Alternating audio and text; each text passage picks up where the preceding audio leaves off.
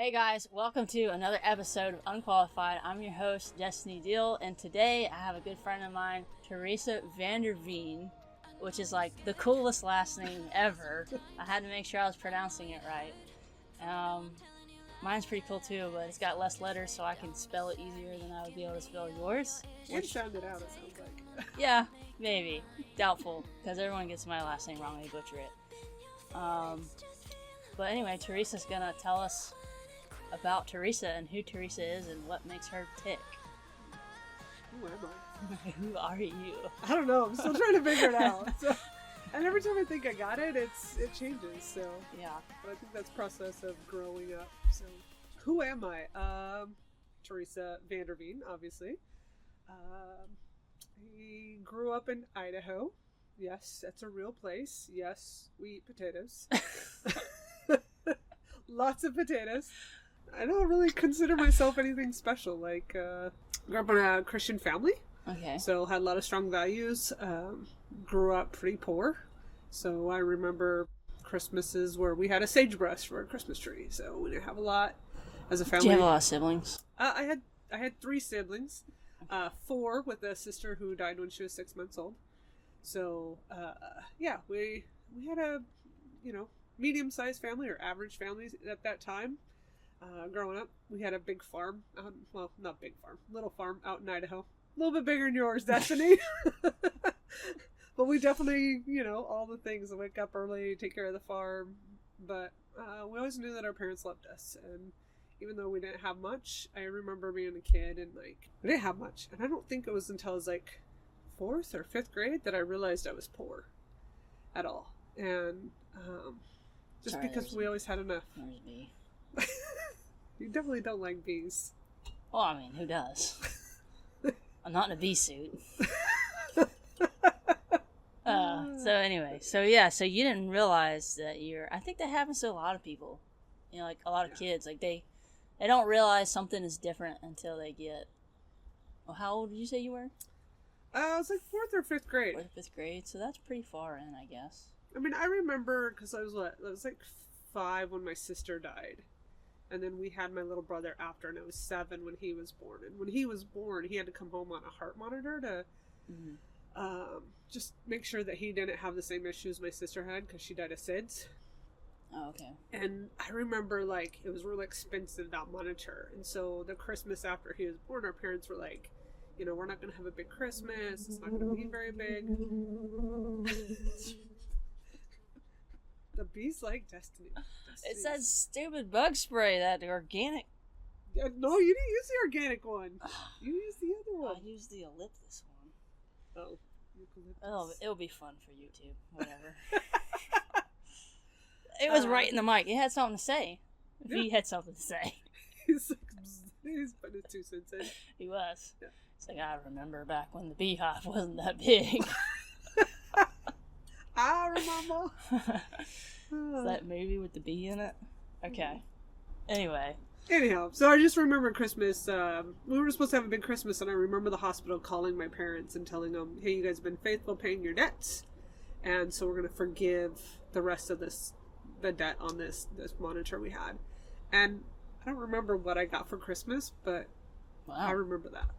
Yeah. So I don't think they do that anymore. I don't know. Forgive debt. I met a guy that used to work at a hospital, and he said basically, I probably shouldn't put this on YouTube, but he said basically if you don't pay the bill, then they just write it off on their taxes, kind of deal. So maybe they kind of knew that. I don't know. Different times. When was that? Give us the time frame. Time frame? That would have been the 80s? In the 80s? Mid 80s? Life was different in the 80s. Life was definitely different in the 80s.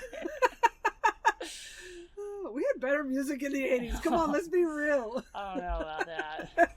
Maybe. I don't know. Music's evolved a lot. Yeah. So, alright. So, you realized you were Poe. I was Poe. I was Poe. And then, what did that do to you, mentally, once you realized that? Did you change at all? You remember? I don't know that it changed too much. You're just oh, this is kind of different. And that was about it. I think I felt more of a gap, with other kids. Okay. You start paying attention. That's also the age when you start paying attention to what other people wear, and you realize, and I'm the cool kids, Yeah. you know, and Social structure well, starts. I think the biggest thing that I think back on is it changed my perspective of my parents. Like, what's wrong with my parents? And they did nothing, you know. That was just where we were. Yeah. And I think that's where, like, if I think back and I'm sad, that makes me sad to think that I thought less of my parents because somebody else projected what they thought was. How long did it take you to realize that? Like, how long? That was a journey, honestly. Yeah. Yeah, it was a journey up until, like, I got married young. So Paul and I met when we were like 14 and 15. Okay. We were on a teen retreat and we met. Like, literally, our inner tubes bumped into each other on the river, and I was like, "How you doing?" But I knew that was who. Like, I knew then that was who God made for me. Like, Yeah. without a doubt. But it wasn't really until we were married and what the world would consider successful. And we were out boating one day, and like our friends had this gorgeous boat, $180,000 boat. Couldn't eat on it, couldn't eat chips on it. Obviously they wanted to keep it nice, right? But we're sitting there and we're on this dock, and these two guys in this like aluminum whaled boat go by, and they're kneeboarding behind it. And they're having a ball, and I was like, fun is fun, regardless of what income level. And it was really, it was that moment where I was like, what an idiot I've been. Like, you know. How old were you that moment? Do you remember? Oh, man. 30s? Had to have been 30s, because David, our kids were little kids at that time. And it was kind of, that was a pretty pivotal moment, because you grow up and you start following all the things the world tells you to do, you know, get a good job and make lots of money, and you got to have a house that looks like vanilla and all these things. Vanilla. Sorry, that's my term for, like, I guess that's what do they call that? Grayish home or beige. At the time, everything was beige. It was coming white back. or beige or whatever. That's definitely coming back, which is wild because I didn't know that was a thing back then. Anyhow, because my grandma had orange carpets, blue carpets, green carpets, crazy wallpaper. That fuzzy couch with like the we didn't have the farm fuzzy scene. Couch, but we did have an orange couch. Oh, see, and it was way low to the ground. But you had to squat to sit on it. Yeah. I agree though. It's fun. That's one thing I learned when I went to Haiti, and like after going to Haiti and reflecting on it. And I seen another video. I think the people at our church, when they went to Africa, I saw a kid doing the same thing. I was like, oh, they did that in Haiti. That's crazy that they came up with the same idea, and they're way far away, don't have any kind of communications. There's no social media to know, hey, we could do this. And all it was a stick with some kind of round object to make it like a wheel, and they would push it with a stick and like roll around and just have a ball. And they did that in Haiti. I thought it was the coolest, wildest thing. And then I saw it years later, someone posted on Facebook them doing that in Africa. So I thought that was pretty wild. I don't know. The more I watch society and the more I see, like, it portrays that if you're wealthy or if you have all this money, like, your life is so much better. But yeah, I've sat with family members and like in pretty poor situations, and we were just laughing and having the best time. Yeah. And it's no different than, great experiences. Like, yeah. It almost seems too like the more money you have, the more scared you are of just losing it all. What? Or like losing what you've gained. So like the boat, for instance, don't eat on it. And I've been on some boats and nice boats. Like, oh, take your shoes off. Like I'm not a boater. I want to be a boater, but I don't have boater money. So I was like, oh, I didn't know that was a thing. But yeah, it's definitely a thing. Take your shoes off. So, and that's kind of something I noticed too. You tend to take care of things more, I guess. But it's also like, where's the line at? Yeah, well, it's the priorities. Like, my favorite aunt, like, I hope that I always say, like, if there's one person I ever want to be like, it's my Aunt Anita. Mm-hmm. And it's just because she just loves life and loves people, and like she never looks at how you're dressed or what your house looks like. She just looks at you. I'm striving for that. I'm not there yet. Yeah. I'm striving for that. Same. I still think like my house needs to look perfect, or it needs to be clean, or I'm really big about the kitchen being clean, things like that. And in reality, it's not. Yeah. It's just something I've imposed. Then what was the next big thing in life? Next big thing in life was 6th grade, right? Like, when you became a youth, you got to go to church camp. And my grandfather was a Nazarene minister. So, like I said, I grew up in church. What is a Nazarene minister? It's just a branch of, religion.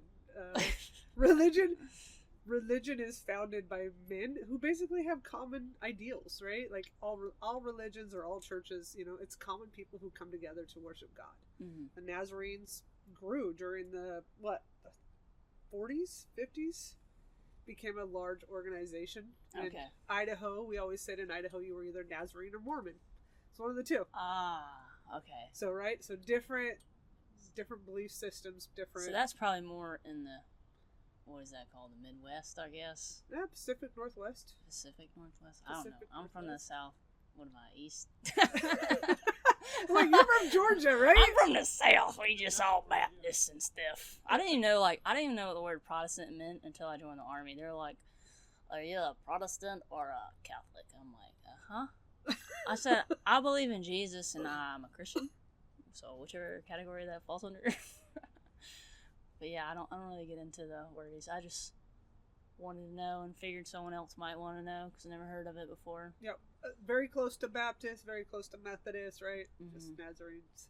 And so again, it's I do think it's crazy how like now we're starting to pull towards more churches saying that they're non-denominational. Well, I think that's like Jesus talked about the Pharisees, mm-hmm. right? And how the Pharisees got too caught up in rules. Mm-hmm. And that's kind of what we see with some of the churches, right? They get too caught up in the man-made rules of how, like Nazarene, I grew up, I can't go to a movie theater. Playing with, like, a deck of cards.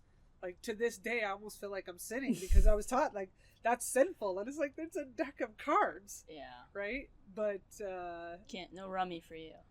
No rummy, no. I don't even know how to play rummy. How's that? Well, we'll change that. That's what we did on rainy days. We played rummy all day long. When I taught my brother how to play spades, it was game over. That's all we did. Anyhow, so growing up Nazarene, you got to, like, when you turned 12, you got to go to church camp. That was a big deal. I was also an only girl between two boys. So tomboy was definitely where I felt like fell in the category. So going to church camp was a little bit of a experience, we'll say. Because I'd never, like, spent the night with all girls before. Oh, okay. Had no idea about the whole makeup thing. Like, my mom wasn't a big makeup person, so... Yeah. And then I go to this church camp. I do know how no girls are at church camp. Yeah. I'm like, what are we talking about? What is this? What is that? And they wouldn't shut up. Like, oh my God, they would not shut up. I'm like, that's how it was for me in basic training. It was miserable. If any one of you guys are watching this, I did not have a good time. Y'all were loud. At night? Like church camp night? No, I'm talking about basic training. I know, but were they like girls that... Oh, they're always loud, yeah. Oh, in general. And it was just, when you gotta be up in the morning and do all the stuff, and everyone's screaming and yelling, is miserable. Because I grew up with a bunch of brothers, too, and all that, so it was something else. We were loud, but not like, I don't know, I have like a sensitivity ear thing, so like high-pitched, loud, I don't do it. No, well, and you talk about, like, I know that we always talked about, like, boys in locker rooms, and, like, and the girls that I was like, these conversations are like, what is happening? But it's all that process of growing and becoming and like talking. I don't know where you're going with that. I just remember not sleeping very well. Yeah. But coming to the end of that week, right? Like you're at church camp, and obviously that's all part of how God talks to our hearts, right? Mm-hmm. When we come to the end of ourselves. And I was at the end of the week. I was at the end of myself. Because you were in a new surrounding. Yeah, like completely. This is completely out of my element. Right? Wasn't normal. Wasn't comfortable. Was tired. But yet, I remember responding to the pastor talking that Sunday, or that it was a Friday. I guess it was Friday morning. Mm-hmm. And when he did altar call, that's what they called it then. Right? Yeah. We didn't just raise our hand. You had to go down the altar and like kneel down and pray. But that was, I gave my life to Christ. Yeah. That was the first time I That helps you remember it, though, too. Having to really go out of your comfort zone. So that's the funny, one thing I noticed when you said that stuck out to me was, squirrel. Oh. So instead of, like, running from God, because you're in this new surrounding where everything's it's about God, the reason you're there. Right. And it's an uncomfortable experience for you personally, but yet at the end of the week, you're still receiving Christ. Like, you're still turning to God. Because I just feel like, what I'm trying to say is, like, some people could say, and this happens a lot, oh, these Christians are hypocrites or whatever, and just get church hurt or whatever, and they're out. Yep. Peace. Yep. But you responded to God instead of the opposite way, so I'm just kind of pointing that out, that it could have been different if you were anyone else, maybe. Yeah, well, it's... Or if you weren't paying attention, if you were so worried about your surroundings, maybe. I don't know. It's kind of like anything you do, Destiny, right? Like, when you went to basic training, did you... Like, your life was pulled out of normal, right? I'd say so. And that's intentional. I didn't know it was that bad until I had to call my dad. They're like, call your parents, let them know you're alive, and you've made it here and you're not dead. And they gave us some speech. And they're like, and don't sound like a robot. And so I got my flip phone out, right? And I'm like, Dad, I'm here, I'm alive, I made it, and I gotta go.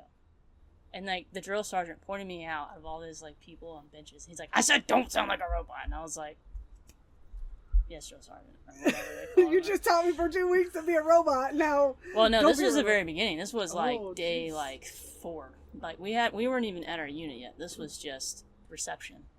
That's what they call it. So they weren't even like my drill sergeant. They were just drill sergeants in charge of getting you to where you needed to go. So this was like week 0.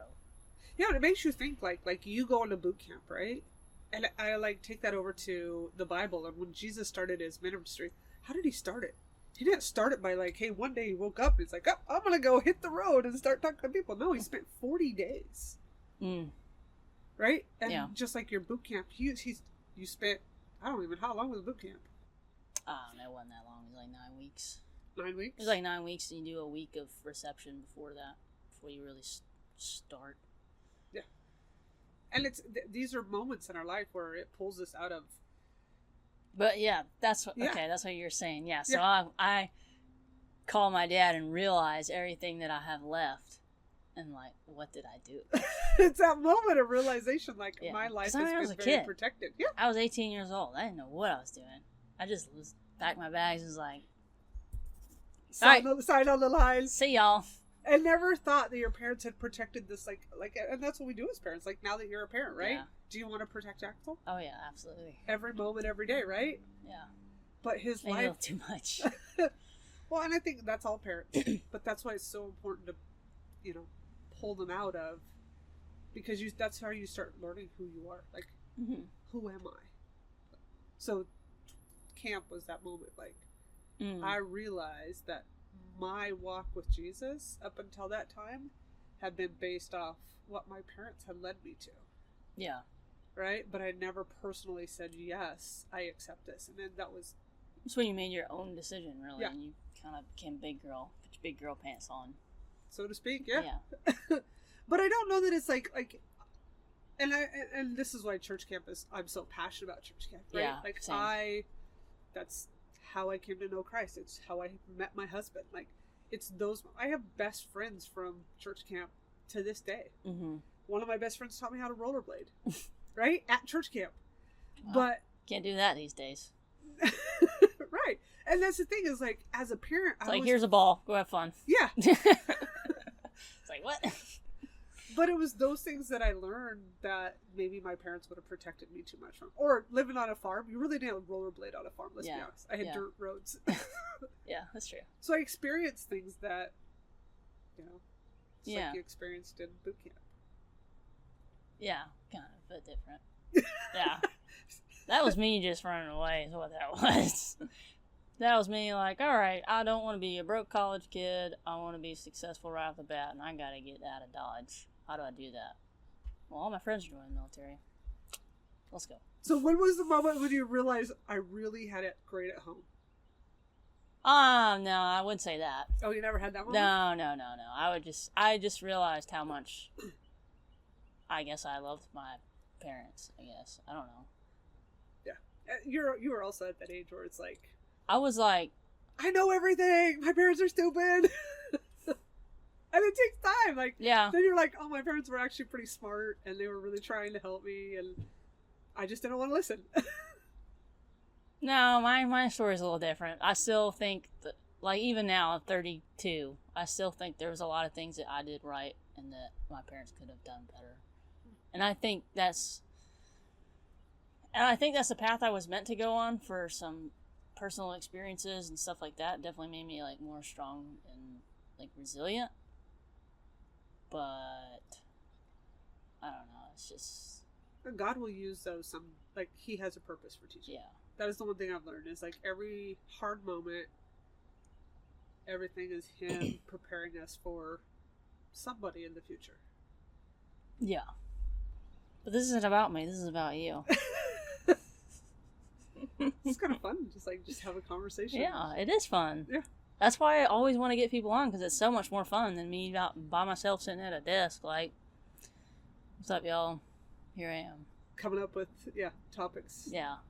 I don't know. It's still fun, too, because it makes me have a lot, like, deeper quiet time, because I really got to focus on what I want to do. So, you went to church camp, you accepted Jesus as your Lord and Savior, followed him, never looked back, basically. Was that your first, like, memory of God, your first encounter, or what? Or that's just where you said yes? That's where I said yes. What was your first, like, experience with God or encounter, or knew that there was something else? Like, for me, for example, I go, like, way back till I was, like, 3, and my grandma would pray by the bedside before we went to sleep at night. So I was like, oh, okay, who's she talking to? Oh, she's talking to God. Oh, okay, that makes sense. And then it just evolved from there to kind of how I said yes, like you said yes. I didn't, because anyone can tell you anything when you're a kid, but it's, okay, now you can understand things. Do you believe what you've been told? Kind of thing. Like Santa Claus, for example. Like, of course, you're going to believe in Santa Claus if someone tells you about Santa Claus. If your kids are listening, just turn it down. No, but you know what I'm saying? Like, I believed in Santa Claus for a long time. Mostly because I think I saw an airplane in the sky, or it was a dream. I haven't quite figured it out, of Rudolph's nose peeping in the sky. My dad's like, you better go to sleep. There he is. So I don't know if they were like, news was like, hey, take your kids outside, and there we have an airplane with a red blinking light, so they'll believe forever. So, like, I believed for a long time because I saw that. And then my parents ruined it because all the presents, like, my little brothers got those Power Wheel four-wheelers for Christmas. And they had all the boxes and all that in their bathroom, and opened the door, and I was like, And the whole world came collapsing down real quickly on me. I had to question everything. Let me tell you how my mom ruined the tooth fairy for me. Oh, no. While we're on the subject, because this is funny. I had this tooth that apparently my mother did not like. Wait, one tooth? Just one of the, you have many teeth that fall out, but this particular tooth, my mom was not a fan of. Did you bite her with it? She likes things to look set a certain way. She's very... I want to meet your mom. Like, it needs to be straight, and it's okay, we're good, let's move on. It just, I don't know. It's kind of like, there's a whole story of that in her background and everything, but I remember her saying, we were in the car, and she said, I'm going to give you $5 for that tooth when it comes out. And I was like, okay, cool. Like, okay. So, the tooth finally comes out, and I think I was at my mom's house at this point, because I think my parents were divorced at this point. So, I was older, and I still believed in the tooth fairy. I just have a good belief. And they were like, that's why you believe in God. No, it's not. I felt God. That's a different story. But anyway, this is just fun. So, put the tooth under the pillow or whatever, and I wake up, and I'm like, I think I found $5. I don't remember this part verbatim. I think that there was $5 in my bed. And then I run out to my mom, and I'm like, oh, I got $5. And I'm like, where's my $5? Just gave me $5. You owe me $5. Exactly. I said, the tooth fairy, I made $10 off this tooth. I said, where's my $5? She said, I already gave you $5. I said, no, you didn't. The tooth fairy gave you $5. And then I just went, oh. Oh. And then the rest of the day was ruined. And that's how that went.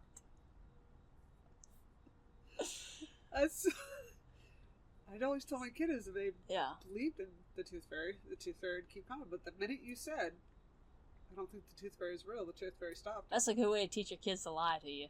Right? that is literally what we would talk about as parents raising kids. Like, wait a second. Come out in this world, we tell our kids never to lie, and then what do? Yeah. We lie. Yeah, yeah. So. Yeah, I don't want to get off subject. Anyways. Yeah. I'll go down some holes with that one. You were talking about that moment. Obviously being raised in a family, like a Christian family, right? Like, we prayed all the time. So it was kind of like, it was normal. So your parents had a relationship with God. It wasn't a religious thing. Like, there was actually something tangible there. Oh, yeah. Yeah, my mom is, like, amazing at scripture. Like, she has it all memorized, and she'll pull it out when she needs to. And, like, I just remember her quoting scripture. But it's not a religious thing. It's like... No, it's like it's a relationship, and it's like, well, I have all this too because I dedicated my life to learning about God. Yeah, well, I mean, and it's just, you make me think, right? Like, when was that first time? That's my job. Yeah, no, because there's a couple, like, really pivotal ones. So, I told you about the sister who died. So, she died at Christmas time. Or, sorry, she died at Thanksgiving time of SIDS. Like, I remember... Like, as a family, you have to go through grief. And I remember listening to my dad cry, sorry. Like, hard things, right? Yeah. Yeah, I can. Terrible sound. Like, the worst sound ever is listening to my dad just wail. I also remember at 5, like, thinking, like, did I do something wrong? Like, I felt like, Mom, was it my fault? Like, I pulled her leg, or, you know, I wasn't, I don't know, the kid mind. Like, I wasn't nice to my sister, right? But, I don't even know who said it to our family, but we were in, like, family counseling. And the question was, like, I don't understand why. Like, why did God take her? So I knew that my parents, like, their foundation, like, their strength, like, it was hard. But they still believed. And I remember sitting there and I'm like, they still believe that God loves them and good. Yeah. And thank God for whoever that counselor was, because whoever it was, they just said, you know, sometimes angels are hard to find. And sometimes God takes children before a time. And there's actually a song about that, like... Yeah. But that moment of realizing, like, life is real. Yeah. We're not here forever. Yeah. That's a hard thing to learn at 5. Yeah, well, you know, there's a lot of people who learn that, you know.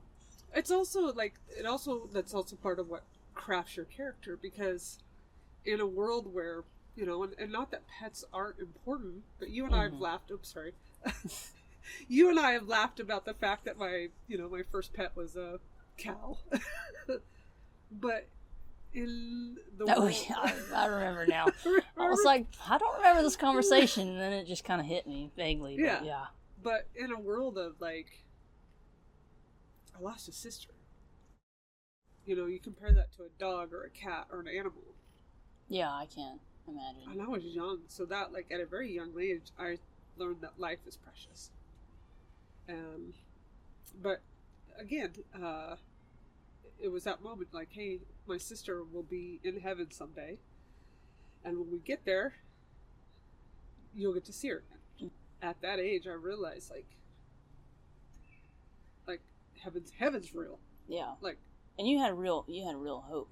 Yeah. And it's a lot easier to have hope at a young age like that, but you also had your parents to be the leaders and the examples of that. Yeah. You know, because, so I'm just saying this as like an outside person looking in, you know, if your parents got through that and they had a reason to not curse God's name, you know, and stand on promises and faith and love and hope and all that, and they gave that to you, essentially. Yeah. But I mean, I'm just like, that's, you know, someone outside looking in, oh, well, you, of course you believe in heaven, you're a 5. And it's like, yeah, but she also had her parents who weren't 5 and lost a child. Right. You know, and they still never had faith. They had some kind of foundation, you know. And that's something I try to, like, talk about all the time. It's like, hey, you know, when life happens, the storms are going to come. What are you standing on? Yeah. You know, and I've said that before. And sometimes the storms come quickly. Well, I mean, that's why it's unexpected, right? Especially somebody who passes away young. But, like, that was the moment when I realized, like, heaven was real. Mm-hmm. But after being saved and then obviously learning about heaven and hell, obviously, you know, when you're a kid, it's all about the fun stories, Noah, Moses. And then you start learning about heaven and hell and, like, it's real, especially when you're teenagers, because that's when you start really making life decisions and doing dumb things. Why are you looking at Paul when you say that? Or are you looking at the camera? You have to ask Paul for his own testimony. But we all do dumb things, right? Like, yeah. I'm just thankful I grew up without cell phones, because there's no evidence of the dumb things we did. But that moment of realizing, like, heaven and hell is real is, I was sitting in school and the principal came in and I overheard him talking to a teacher, and one of my friends had stopped coming to school, like, good friends. And kind of wondered, like, where is she? I haven't seen her in a while, like, a long while. And then overheard the principal talking to the teacher, asked, like, saying, hey, this is dark, but he's like, so-and-so's dad killed her. He had gotten her pregnant and then he killed her. And it was a moment where I literally was sitting in school and I was like, wait, death is real. Like, I knew it was real because my sister died, but death and evil was real. Yeah, right? Yeah. And then I was sitting there because I was still a new Christian, so I was still, like, learning to follow Jesus and stuff, and I was like, I don't know if my friend is saved. If she wasn't saved, where'd she go? And that's a question, like, to this day, I don't know. Anyhow, but yeah, so that was the moment where and that's where I really realized, like, hey, life, you know, life is not, you don't know when that day is. Mm-hmm.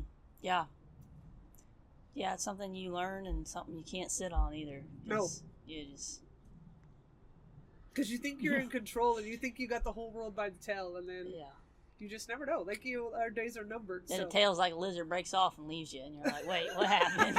Where'd my tail go? Where'd my body go? I'm holding on to this tail, but I don't see nothing else. I think those are two of the biggest like memories from, hey, God is real and life is real and hell is real, and doesn't mean I don't make mistakes. So, because I'm human, I make mistakes all the time. So would you say that it started to strike you as a fear factor, or was it something, just a realization? Did that influence you to make better decisions? Because, were you secure in your faith? Because, like, for me, learning, obviously I was scared of hell when I was a kid. I think everyone should be. I think you should be. But I think the older I got and the deeper I got in my relationship, the more I understood what it really is. It is, you know, all the terrible, torturous things, but at the end of the day, the biggest thing is separation from God. That's the thing that's going to hurt you the most. Yeah. And when you don't have God, all those evil things follow, basically, because you have no one to protect you, essentially. Well, everybody views, like, they try to portray this, like, especially the world, right? Like, oh, why do you have to fear a God? It's like, well, then why do you drive on the right side of the road? You don't get hit. Right? Like, and it's like, it's kind of like that basic simple truth of, is if you drive on the right side of the road, right, you're living life. It's still dangerous. Yeah. It doesn't mean you can't cross that line, or you can't do something, or somebody else isn't going to cross the line. But it's the same thing with following God. It doesn't mean you're not going to do sinful things. It just means that you're going to try to stay on the right path. Yeah. And there's a lot of things in, like, that we should fear in life, and I feel like society with social media and things like that, like we tore some of that down. Like we tried to make everything, oh, that's not fearful, that's not fearful. Yeah, it is. Yeah. There's a lot of things. I mean, you could literally drown in a cup of water. So, but healthy fear versus, unhealthy. Because fear is also an instinct as well, which I think is kind of weird. I actually had this like light bulb moment when I was doing my own episode a couple weeks ago, where I was thinking about fear and how it's a natural thing. Like, you're supposed to be fearful so that you don't walk into the middle of the interstate, like, or you fear, don't touch fire. Yeah, or you don't touch fire. Exactly. So fear is a good thing. And then, but our society has focused so much on everyone having anxiety and depression and all these things that it's turned, I don't know, it's like a balance, like everything, but it's kind of turned fear into not a healthy thing whatsoever. It's not good for you, period. Yeah. When in reality it is, because it's balanced. And I think, yeah, it's balanced, and I think it's designed like that. It's supposed to be like that, because if you didn't fear God, then it wouldn't really like make him God. But it's not. I don't know. It's like, this is kind of a deeper topic that I feel like we'd have to spend a lot of time on. Yeah. Which I do want to do my own episode later, kind of working towards harder topics, I guess. But the matter of the fact, let me just say this: if there's someone watching that struggles with this idea of how can a nice, loving God send someone to hell, first off, God doesn't send anyone to hell. We choose to go. We choose to be separated from God. And if you want to learn more about that truth, I would encourage you to start researching near-death experiences. They're all over YouTube. There's people that have been to hell. There's people that have been to heaven. And there's a guy that is a neurosurgeon that has written a book on it, did a huge study on it.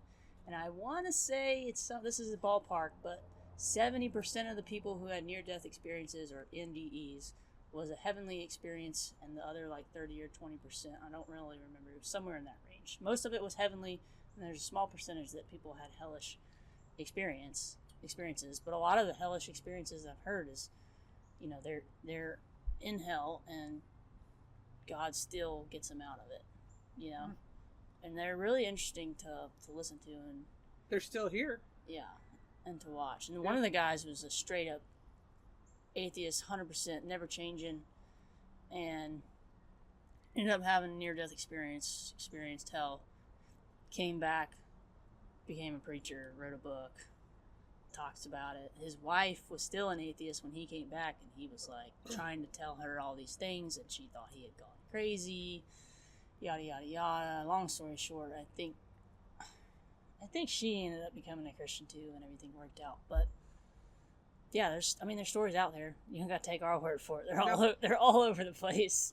So if that's something that you need to learn and experience and take a journey on, then do it. Seek for answers. God tells us to seek for answers.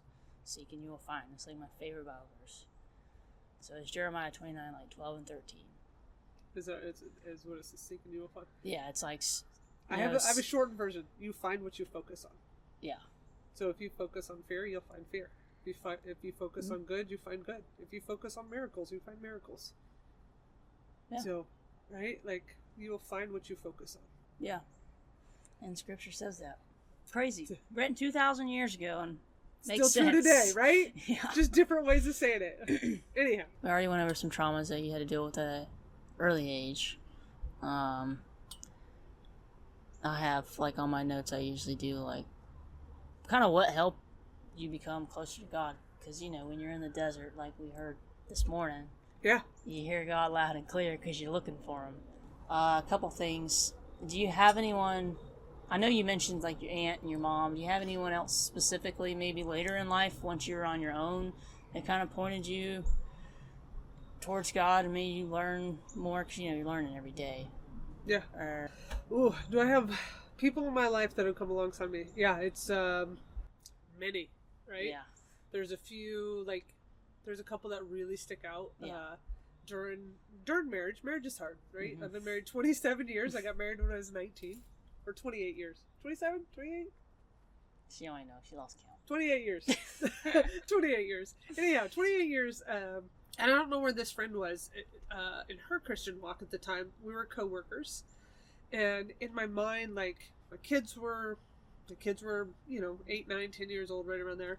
And for work, I worked for Verizon, so I traveled quite a bit. Like, had all these like amazing worldly experiences, right? Like things that I've done. But through the course of that, like I got into this mentality where I was like, oh man, I have to do this for my husband, and I have to do that for my husband, and I have to do this for the kids, and I have to do all this stuff. And I like kept saying like I have to, and I was like, I literally convinced myself that I had this bad marriage. Now at the same time, like we had a lot of friends who were going through divorces, and you kind of like you surround yourself with people, and those people, what they're going through, you tend to want to have like a story that's, well, I don't want to be left out. So again, right, you seek what you find. And so I was seeking like why I didn't have a good marriage. Why didn't I have a good marriage? And yeah, my husband's staying home with the kids when I had to travel out of town. He's still taking care of the house, doing all the things. But I just stupid stuff. Like I'd come home and there'd be nothing but a sink full of dishes. And I'm like, I have to do the dishes, right? Yeah. And one of my girlfriends from work, she was in the process of wanting to adopt a child. And like I was just complaining. That's all I was doing. Was just complaining. I've been that friend before. And she's like, you get to do a lot of things that I'd love to do. I was like, ooh. And you're like, oh, gut check. And I was like, wow, like it was such a gut check. And her name's Stacy, and like she's still a good friend to this day. Like I love her to death. But anyhow, she tells me this. I'm like, woof.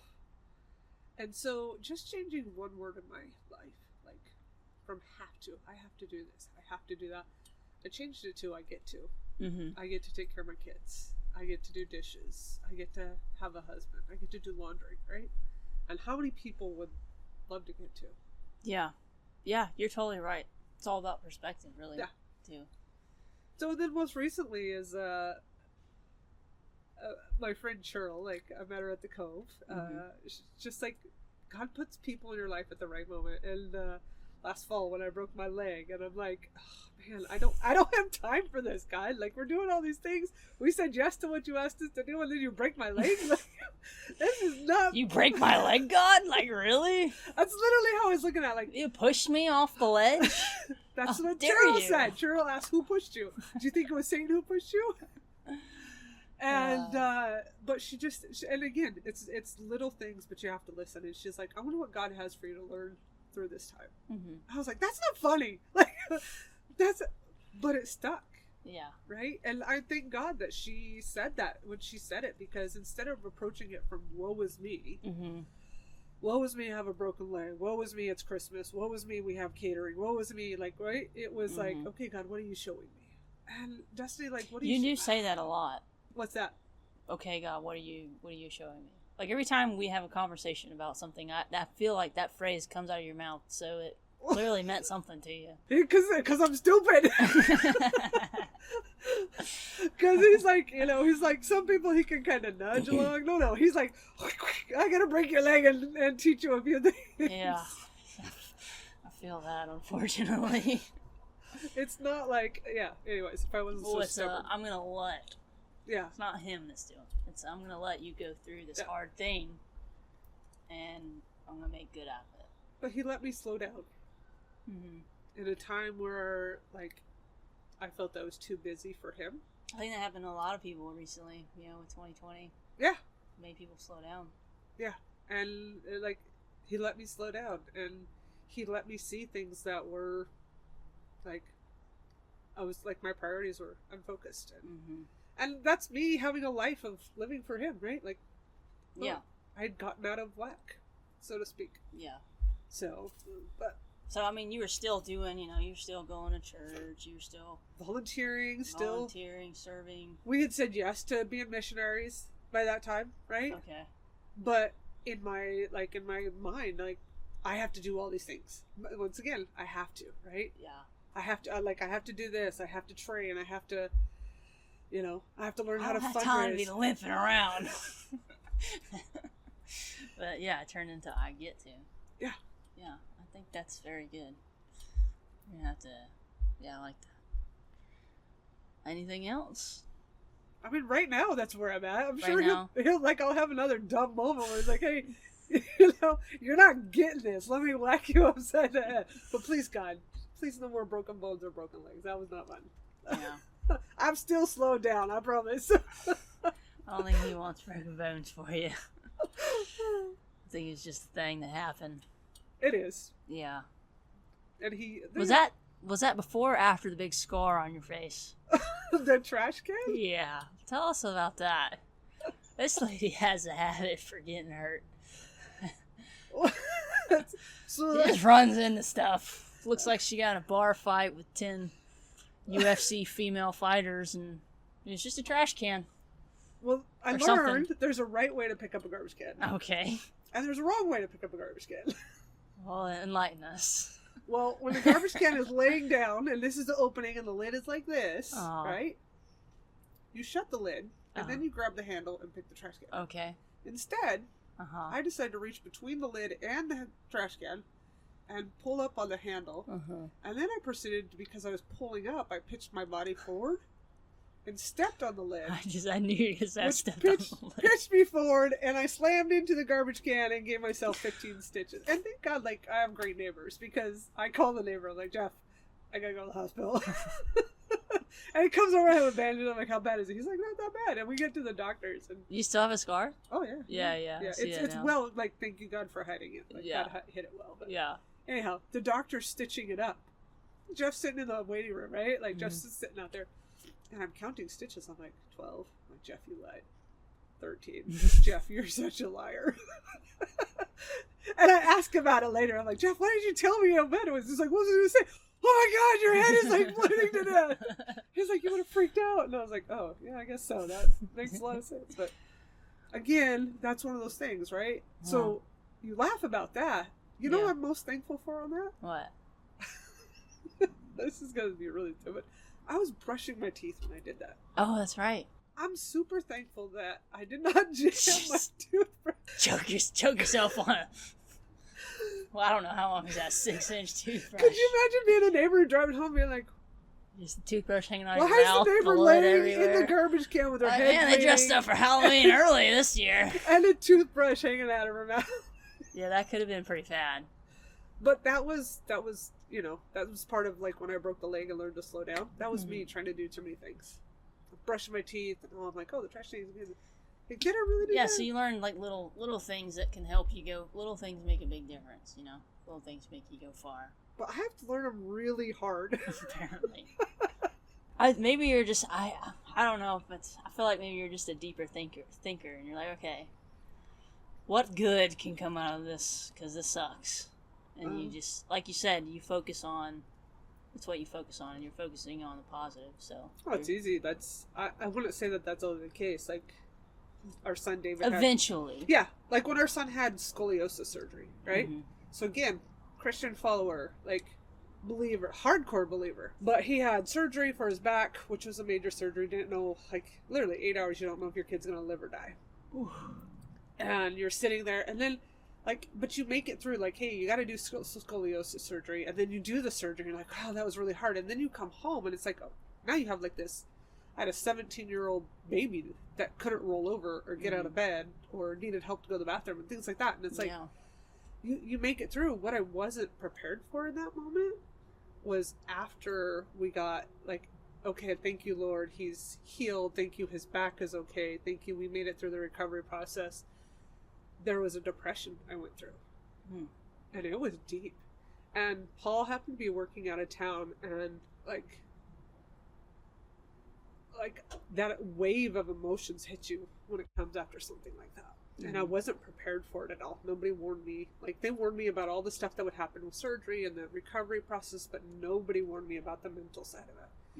And there was, like, a 6-month period where I was in this super deep depression. And I would tell everybody around me, everybody at church, hey, I'm okay, everything's fine. And people don't know how to handle that. And, like, if you have a friend who's dealing with something, just go sit with them. That's all they want. Like, go sit with them, go wash their dishes, show up at their house at a random time, even if it's just to drop off flowers or say, hey, I was driving by and thinking of you, go check on them, especially after something heavy. That is what I learned, is to be more conscious, because I got to the point where I told Paul, I think you better take the guns in our house because I'm having terrible thoughts. Yeah. And I was like, how can I, like, I believe in Christ, how can I be having suicidal thoughts? Mm-hmm. And like, right? Like, and like, yeah, had to get help. Yeah. And then when, like, I realized, like, hey, like, you went through this huge emotional, like, of all the things in life that I've been through, that was huge emotionally, right? Yeah. And you made it, but you come out the other side and you bottle it up. Like, I had bottled it all up and not dealt with any of it. And then it just, like, rolled out. So how would you do it differently, you think, now? I don't know. You don't know? I don't know. I'm just saying, for maybe someone out there who's going through something hard, and I guess it's a warning. Like, hey, be prepared. It's going to hit you if you don't start dealing with things. Like, what would be your advice, I guess, for someone? Talk to your friends.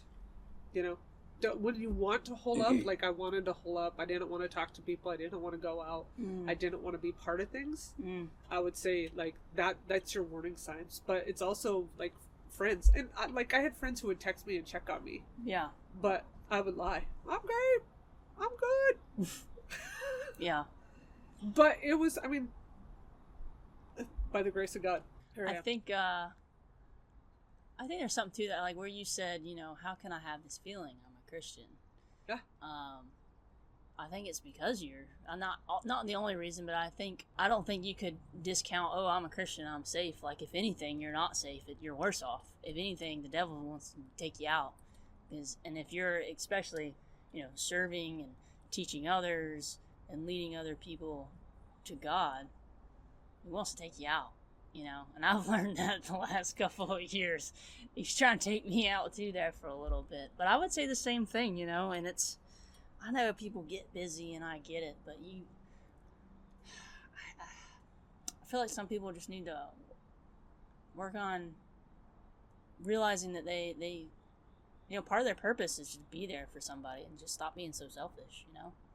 Like, if someone reaches out to you, especially because it takes a lot to reach out to someone, it's like, hey, you want to, you know, do something or whatever. You don't really know their intentions. Maybe, I don't know, dive into, oh, I'm busy now, but I would love to do something later. Like, don't just leave them hanging. Yeah, hanging. Like that? Like hanging on this chair, about to rip this thing off the table. But yeah, because I mean, that's kind of how I felt like that. Like, with my pregnancy, I haven't really gone deep into that on any of my episodes. I'm planning on doing it, but man, I tell everyone now that's pregnant, I said, pregnancy's nothing. Having the baby's nothing. I said, postpartum is something. So like like you said, you went through all these hard things, and then afterwards now you gotta just start over and figure everything out, and that's how I was. Yeah. And then with my ADHD and my hormones going nuts, it was like 10 times worse for me. And then living in a different state, you know, no family, can't just, well, I guess I'll go to mom's house or I'll go to dad's house because I feel like I need to go somewhere. I had nothing, you know. And so yeah, I feel that.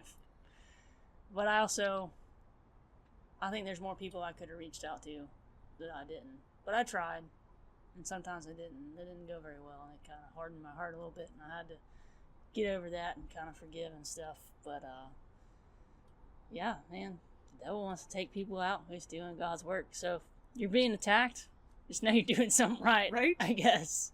It's also being cognizant, like, now I'm more aware of my friends. Yeah. Right? Yeah. And instead of just saying, hey, we should get together, it's, what are you doing next week? Yeah. What does Tuesday look like? So instead of, because that's what, and everybody did. Like, everybody's great. Like, hey, if you need anything, holler at me. That's what they'd ask. Mm-hmm. Right? But it's hard to reach out to someone when you're feeling like that. It's hard to know what to say in a hard situation. Yeah. When somebody dies or when something bad happens to a child. You don't want to be judged either. Right? Like, yeah. It's just like, hey, let's go to lunch. That's all you have to do. Let's go to lunch. Yeah. It does make you a better friend, though. When you're through the ringer and you got nothing but God. Nothing but God. You in the desert. Yeah. I was actually I do this thing. Every once in a while, I just have this, God just puts this impression on me and reminds me of all the good that some people have done. in my life and like prayers being answered and stuff like that, and I'll go out and I'll tell them, because you don't really know what a person's going through, and if you're like, hey, I just want you to know when I was going through this time in my life, like, I'm really glad you were there, and that gives that person like validation, and it's not like I'm just trying to make them feel good about themselves. It's like, no, this is real. Like, yeah, you really matter. Yeah. Like, each one of us really matters. And you may think that you don't have friends, but there's one person. There's somebody. That you like, each of us will have one person that you're gonna matter. Yeah. And if anything else, you matter to God. Yeah. And what He wants to do with your life. So, yeah, yeah. And then as another, like, advice I'd give someone is, if you got someone that did something good for you, let them know. Don't keep it to yourself. Like, that's kind of selfish, Yeah. And that's something I learned, like even getting out, once I got out of the Army and started kind of doing a whole civilian life thing, which it's like whole new territory. You don't know what you're doing, but you realize what you come from, and you realize how strong you are. And you realize the people that help you set that foundation. So, like, for me, it was people that were, Jesus followers, helped me get into church, helped me learn things, taught me the right way, not only by just teaching me, but by their life, like their examples, having, like, my friends' parents having a welcoming home, somewhere for me to go, and I didn't feel like I had somewhere to feel good, I guess. I needed, like, a place to escape or whatever. I just show up, and they loved it. And I would love to do that to people here, but I don't know them like that, so I don't. But, I mean, like, one of my family friends, I would show up, and they'll know who they are if they were listening to this, but they lived down a gravel road, and I had a little Ranger, and if they weren't home, I would just do donuts, so they knew I was there, and I'd leave. And they were like, I guess Destiny came by, or I would steal their little Georgia Tech magnet and put it on my truck, and they're like, I'll go give this back to them, and they wouldn't be home, and then I'd do donuts, leave the magnet on their mailbox. Let them know you were there. Yeah, let them know I was there. Yeah, and then I have another really good friend. They moved. Well, there's this one time in particular, because I don't know, it's good to make people feel good just by showing up, because they believe that, they sense, well, they're just going to show up, that means that I matter to them, and that gives them, love and whatever. Which, I remember coming home on leave in the Army, not telling anyone I was coming home, and just showing up at their doorstep. Watching them be surprised, right? Like, that's like that TikTok or Instagram phase where they're videotaping them surprising a family member. Mm-hmm. Because I don't know, man. It seems like, I remember that happening all the time when I was a kid. Like, people just show up at your house. And people don't just show up anymore. They don't. Well, I feel like a lot of people shut each other out. And they kind of, like, they don't give them the opportunity to just show up. Yeah, and I'm like... It's like they put up a wall, and you're like, okay, well, if I tear this wall down, you might put up more walls, and then we won't be friends anymore, and that wouldn't be cool. So, it's like, what do I do? At least I have people like that. Like, if I probably have 10 people I could think of right now. If I just showed up at their house, they'd be like, what are you doing? Yeah, why are you here? Why did you tell me you're coming? Yeah. But, it's funny that we say that, because, like, I think back and, like, as we're stepping into the mission field and as we're stepping into being, like, cooks for, kids and expanding into ministry, because we've always had hearts for kids, but God was preparing at least me when I was young, because we had, like, my dad had a big family, and a lot of them lived close by. And so I would start out fixing dinner for family, and it'd be like, hey, we're going to have, 5 steaks and, potatoes for dinner. Well, another family member and his family conveniently showed up at dinner time, right? And then like next thing you know, sitcoms. our friends are showing up with dinner, and all of a sudden we went from having 5 steaks and potatoes to having steak tacos and corn on the cob. To having a full-fledged Thanksgiving. Yeah, right. Everyone But at food. A young age, I learned how to, like, pivot and cook, and it's like God was preparing, right? And spontaneous, not like being so rigid that, like, why are you here? Mm-hmm. It was just like, welcome in. Let's, like, okay, how do we take steaks and make something else and feed 20 people instead of 5 people? And yeah. It's definitely not like it used to be. There's also a limit too that I can kind of go. I can kind of hit the limit, and I'm like, all right, maybe I should have just chilled out a little bit.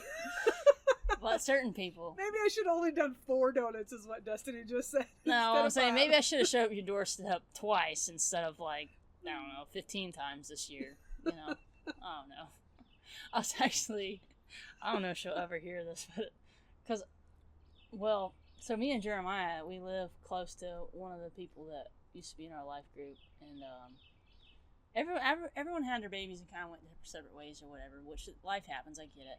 But they live close to us, and we were driving to go to the grocery store, and I was like, we should just show up at their house and be like, let me see that baby, because I haven't seen their baby yet.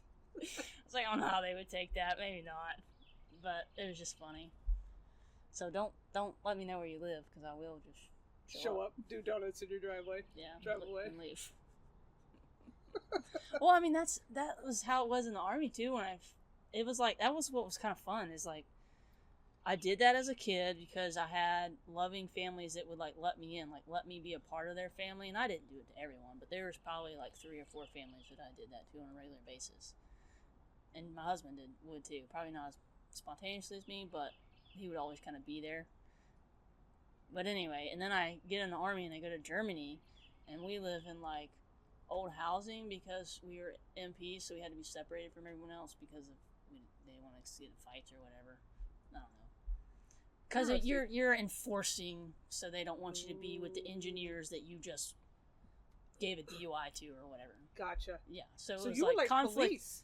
Yeah, it was like conflict of interest, so we had our own little like complex. But we always left our doors unlocked, and it was so much fun. Like, we would just, it got to the point, like I said, You just walk into somebody's place? Yes, it was awesome. I loved it. But sometimes someone would walk into your place all the time. You're like, okay, need a space. So that's when I kind of learned, like, that fine line of, okay, maybe I don't need to be maybe I need to chill out a little bit. But, I mean, yeah, it was fun. And then, like, one of the platoons just came back from deployment, so they were super tight, too, when they came back, kind of. And, yeah, we just be like, hey, anyone home? Let's hang out. It was awesome.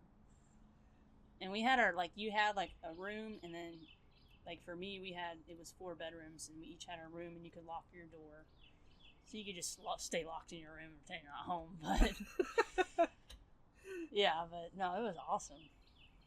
I loved it. I miss it. So what I was getting at is I did that. That made my first part of my Army journey kind of feel like home.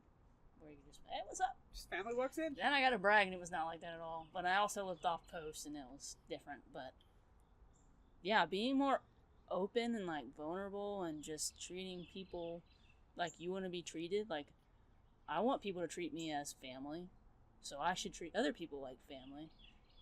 Life is just so much more enjoyable and fun. Well, when you stop, like, when you stop and think about it, it's like, why do I get irritated if somebody just pops over? Mm-hmm. And it's because if I think about it, I think whatever I'm doing, that agenda is so important. Mm-hmm. And in reality, if I step back and say, like, what's really important? And this is that being aware, does this person need me more than whatever task or thing? Like, I'm headed to the grocery store. Does it really matter if I go to the grocery store right this minute? Yeah. Or is it like, and that's where, like, I continue to learn, because it's like, because I get in that mode, like, I want to get all these tasks done, like, here's my Saturday list, right? Yeah. And it's like, wait, the neighbor just stopped by. I got 30 minutes. Like, I need to be better about being like... Yeah. See, I would love people to stop by my house, but let me just tell you... You live on a farm. Way out there. You could be stepping by my house, and you're going to start judging me. You see how I look like a tornado came through my house 99% of the time. So, just be like, hey, I'm coming over, and I clean the house. Just text me every week and be like, hey, I'm coming over in an hour, so I clean my house. It's an ADHD thing. There's been TikToks about it and everything. About cleaning your house because people are coming over? Yeah. It's like, hey, just tell me you're going to come over so I clean my house. Like, there's a whole TikTok of that. Before I move on to, like, where you're at now, is there anything else in between you want to discuss? Because we discussed your early childhood, and we discussed, like, middle school, but what about, like, 20s, 30s, had kids? You discussed the scoliosis thing. Is there anything else? I don't know, like I didn't have a normal, like you went into the army, a lot of people go to college, right? They do the party hardy years, you get into the drinking years, like I didn't do any of that. Like I literally got married at 19. Yeah. When I was 18, my dad died right after I graduated, so my dad died at 18, I got married at 19, moved into our own place, but we intentionally waited. I know a lot of people thought we were pregnant because we got married so quick. Yeah. But it took us, I was like, I had an elephant baby. It took me 4 years to have my first child. But, like, if there's one thing that I've learned, like, just because I'm a Christ follower doesn't mean my entire life, right? Like, I got sidetracked by what the world tells us success is. So I had a good job, made very good money, was super blessed with a great boss that helped me grow personally, helped me learn things, right?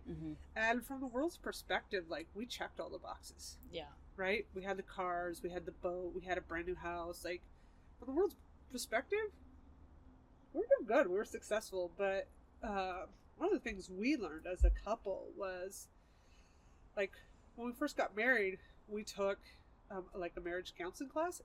Every marriage couple should take one because you talk about stuff that you don't think about.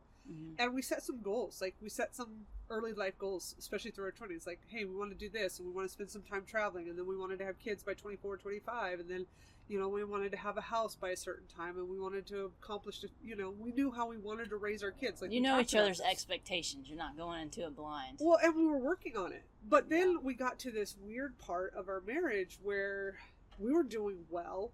Yeah, we were sometimes Sunday goers. We weren't consistent because we'd go boating, and we convinced ourselves, we're going to be out on the boat, we're spending time with God, and we're spending time with family. So, we did a boating ministry with kids. But one of the things we forgot to do is after we kind of checked those initial boxes for marriage, we didn't dream together, or we didn't say, hey, what's our next goal? Yeah. And when I talk about that time where I got into the I have to, financially, we were well off, and we were dissatisfied. Imagine that, right? All the things that people tell you, basically all your boxes were checked. You were Christian, you were financially secure. Yeah, but kind of like what Josh talked about this morning, right? Yeah. We were Christians, but we were comfortable, and we forgot God. Yeah, that's one of the things he said. He said, if you forget God, you'll eventually replace him.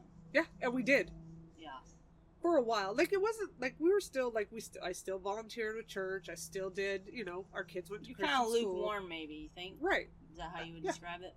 So, definitely didn't have a good Bible study. But it was around there, and, after the I have to, and change my mindset to I get to do these things, I started volunteering with kids, and I did this, I wrote this curriculum about the 10 Commandments, and at 35 years old, I realized I did not have the 10 Commandments memorized. I was like, this is ridiculous. These are God doesn't tell us, he doesn't give us too many rules to live by. He gave us 10. They're not that hard. I didn't have any 10 memorized. Yeah. And so it was kind of that moment where, definitely started trusting him and getting more into him, but then God shook us up. And the job that provided a great income, our company merged with a larger company, and they're like, well, we like what you do, we want you to move to Vegas. And if you're a Vegas fan, great, but Vegas is not on my list of places to live.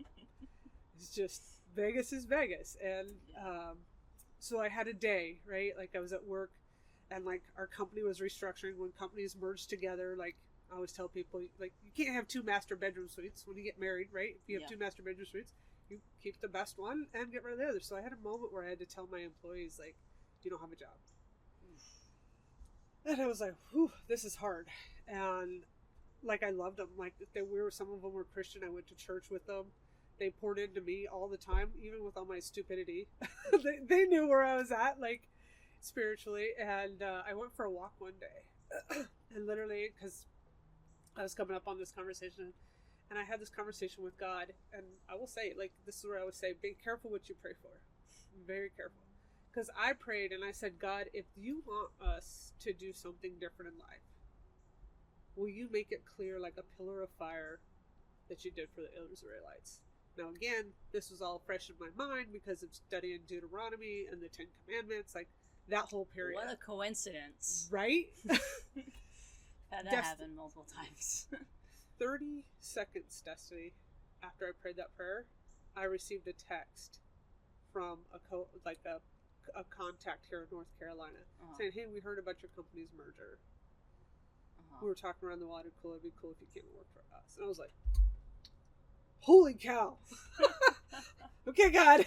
You know, and I'm like, is this really true? And so thankfully God had provided like somebody who like was a mentor, and I went to that person and said, hey, I'm looking at what's next in life. And he said, you know, if you're looking at different opportunities, especially something this big, especially where our family was, he said, if you're going to go look for opportunities, go get 5 offers and then make a decision. Yeah, that's good advice. And I was like, that's interesting. Why 5? He's like, because then when you get 5 offers, he's like, you know that you're going to pick the right one, and you'll move forward and know that you picked the right choice. Yeah. So I followed the advice. Huh. And that is literally how we ended up in North Carolina. Oh wait, so you weren't even in North Carolina yet? I was born and raised Idaho. And you stayed there? Yeah. Okay. I didn't know when you got here. It was that moment. Missed that part of the story. That's okay. It was that moment. It was that text that made me think like, oh, I could live somewhere else. Huh.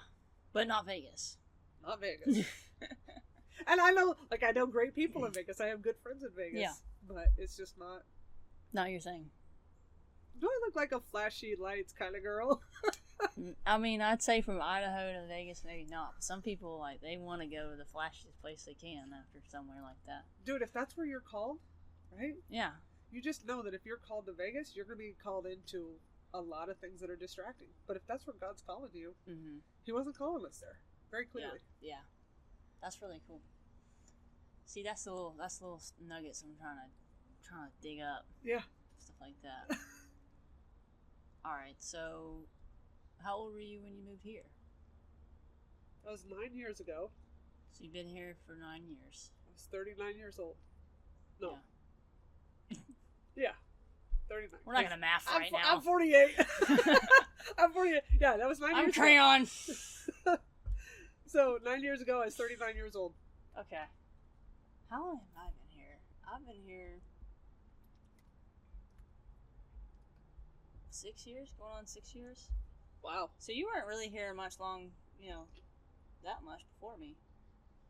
I guess you were here before the boom. But, you know, that text was that moment where I say I started focusing more on what God wanted.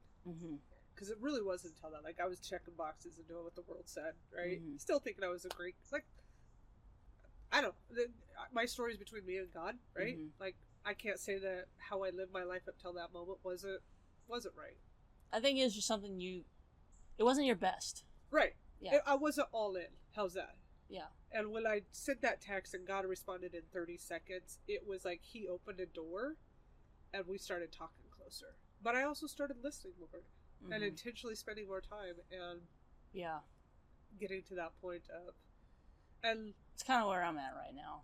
I'm intentionally focusing more because I'm trying to figure out not what's next, because I'm trying to learn to enjoy where I'm at, but also knowing, well, there is something next. How do I prepare for it?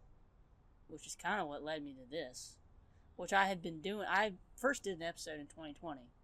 So, I mean, this has been something that's been brewing forever. It's just, everything that you're doing is leading to what's next. Yeah. Right? I've heard it like, you're gonna be baking a cake, and you got to get all the ingredients. So originally, when I got all this like equipment, it was not for this.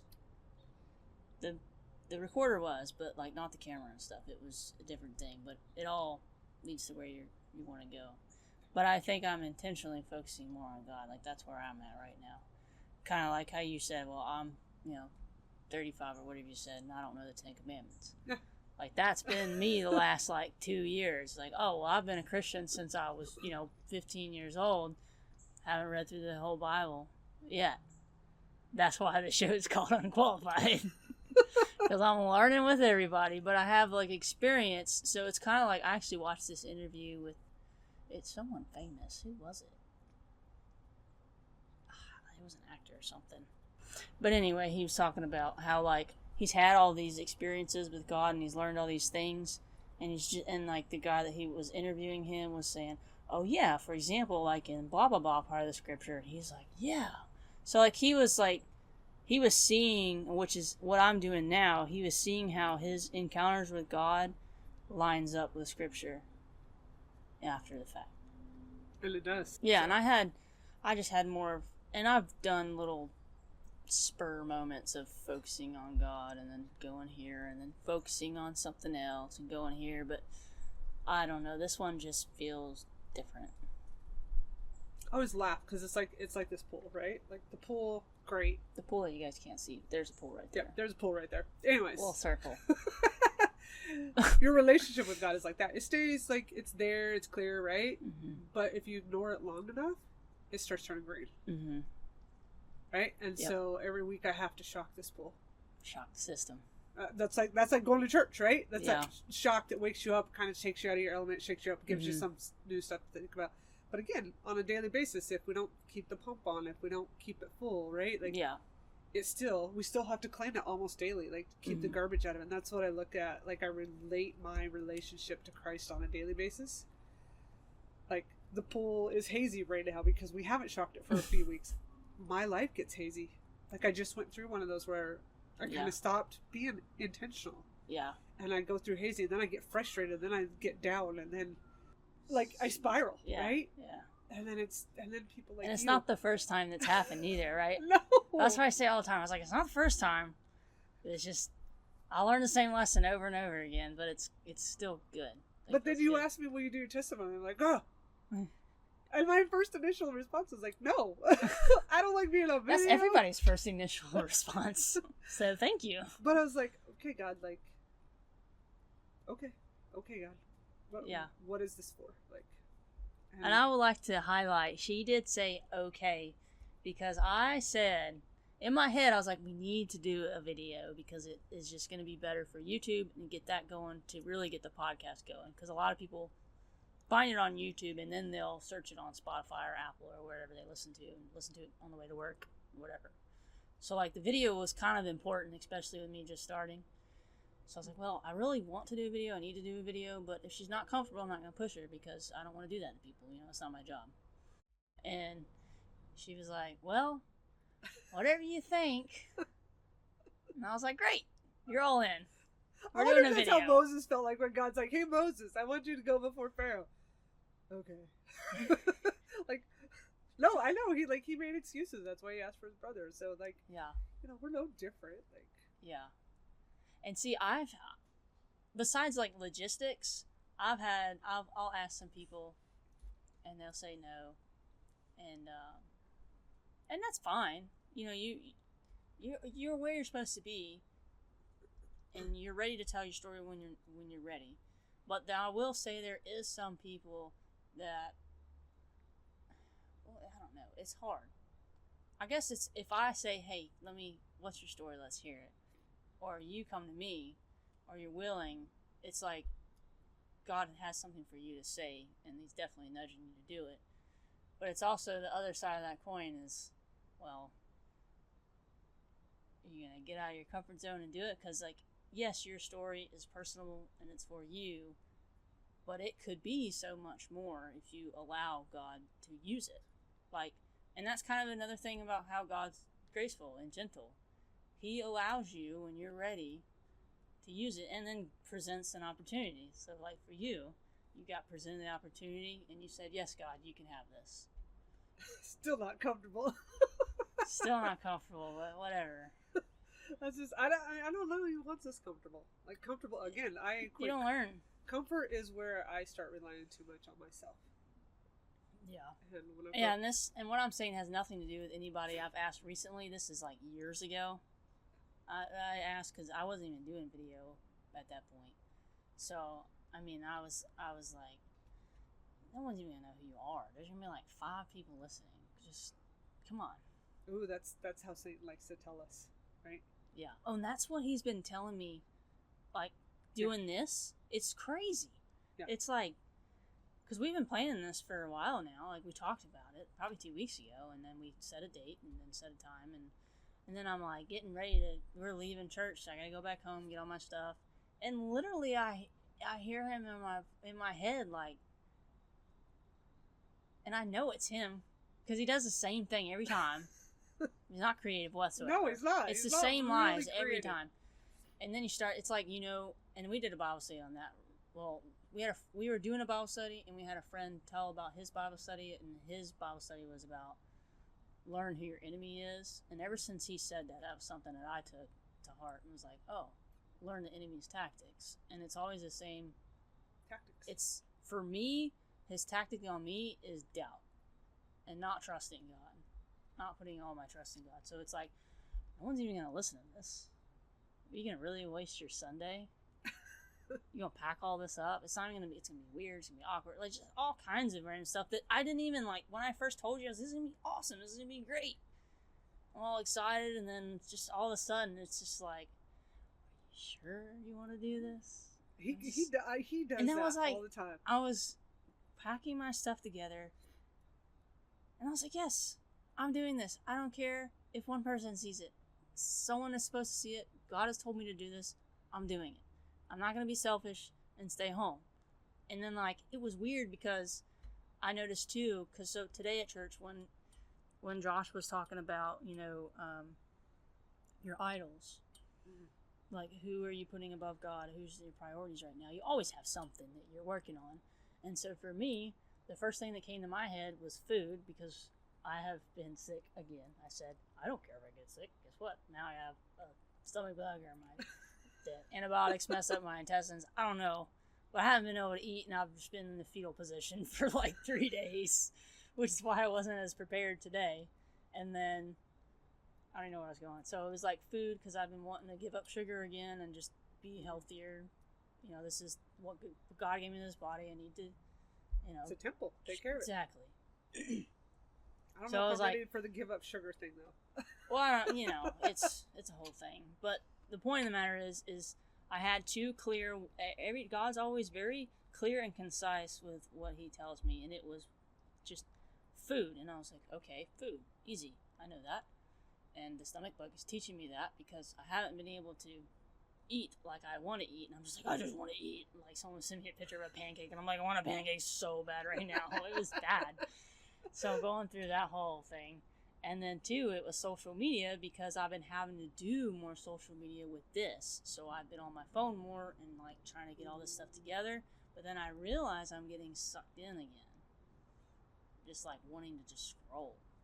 Doom scroll. Isn't that what we call it? Doom scrolling? I guess, and I've never really been like that. It comes and goes in waves for me. It's not all the time with me. But literally that thought happened in my head today. I was like, do I really want to do this? Is it even worth all that time and effort? Blah, blah, blah. I was like, no, today is God's day. This is for God. We're doing this. And then I thought about it. I was like, well, what would I do if I stayed home? Just like asking myself this, no other voices in my head, just asking myself, what would I do? And I was like, I'd probably sit on this couch and scroll through whatever. Social media. And Or I watch was like, some mindless thing on TV that's not gonna... Yeah, and I was like, I never really want to do that. And it's weird. It's weird that I want to do that. Is it going? No, he's still there. He's buzzing around. Give him a second. No, just be still. Be still. He's just checking out your hat. He thinks it's cool. He's like, check out this awesome hat. Is he on my head? I don't... Yeah, he's crawling on your hat. Just be still. He's gone. He likes that Honda symbol. He's like, look at this Honda symbol. Anyhow. Anyway, okay, let me start over. But social media. So I noticed when I was coming here, I was like, man, I don't know, really, is this worth the effort? Is this worth the time? Yada, yada. And then I thought in my head, like no other voices in my head, and I'm like asking myself diplomatically, well, what would you do otherwise? It's a good question. I'd probably sit on my phone, and like I had my phone in the little slot in the truck, and I was like, man, I kind of just want to scroll through it right now and just look at stuff. And then I was like, what is wrong with me? And it hit me. It's like, literally today, it was food, and it was social media, like focusing on that, because I have been trying to get this going so much that I've gotten distracted and stopped reading my Bible in the morning or something like that. But I've also like been sick too, so that's kind of taken, and then the beach trip, so it's kind of made stuff condensed. But I was starting to focus more on this, and then I had to pull back and be like, okay, why am I doing this? Blah, blah, blah. And then I realized too that those things are going together, because something else led me to this, but it was some video I was watching about sugar, because I was watching something about Diet Cokes and whatever yesterday on YouTube. And then it was like, every time you eat sugar, it's a dopamine hit, which for me, I am seeking, everyone's seeking those, but I'm like extra seeking those because of ADHD. And so like, I haven't been able to have anything besides like soup and crackers for 3 days.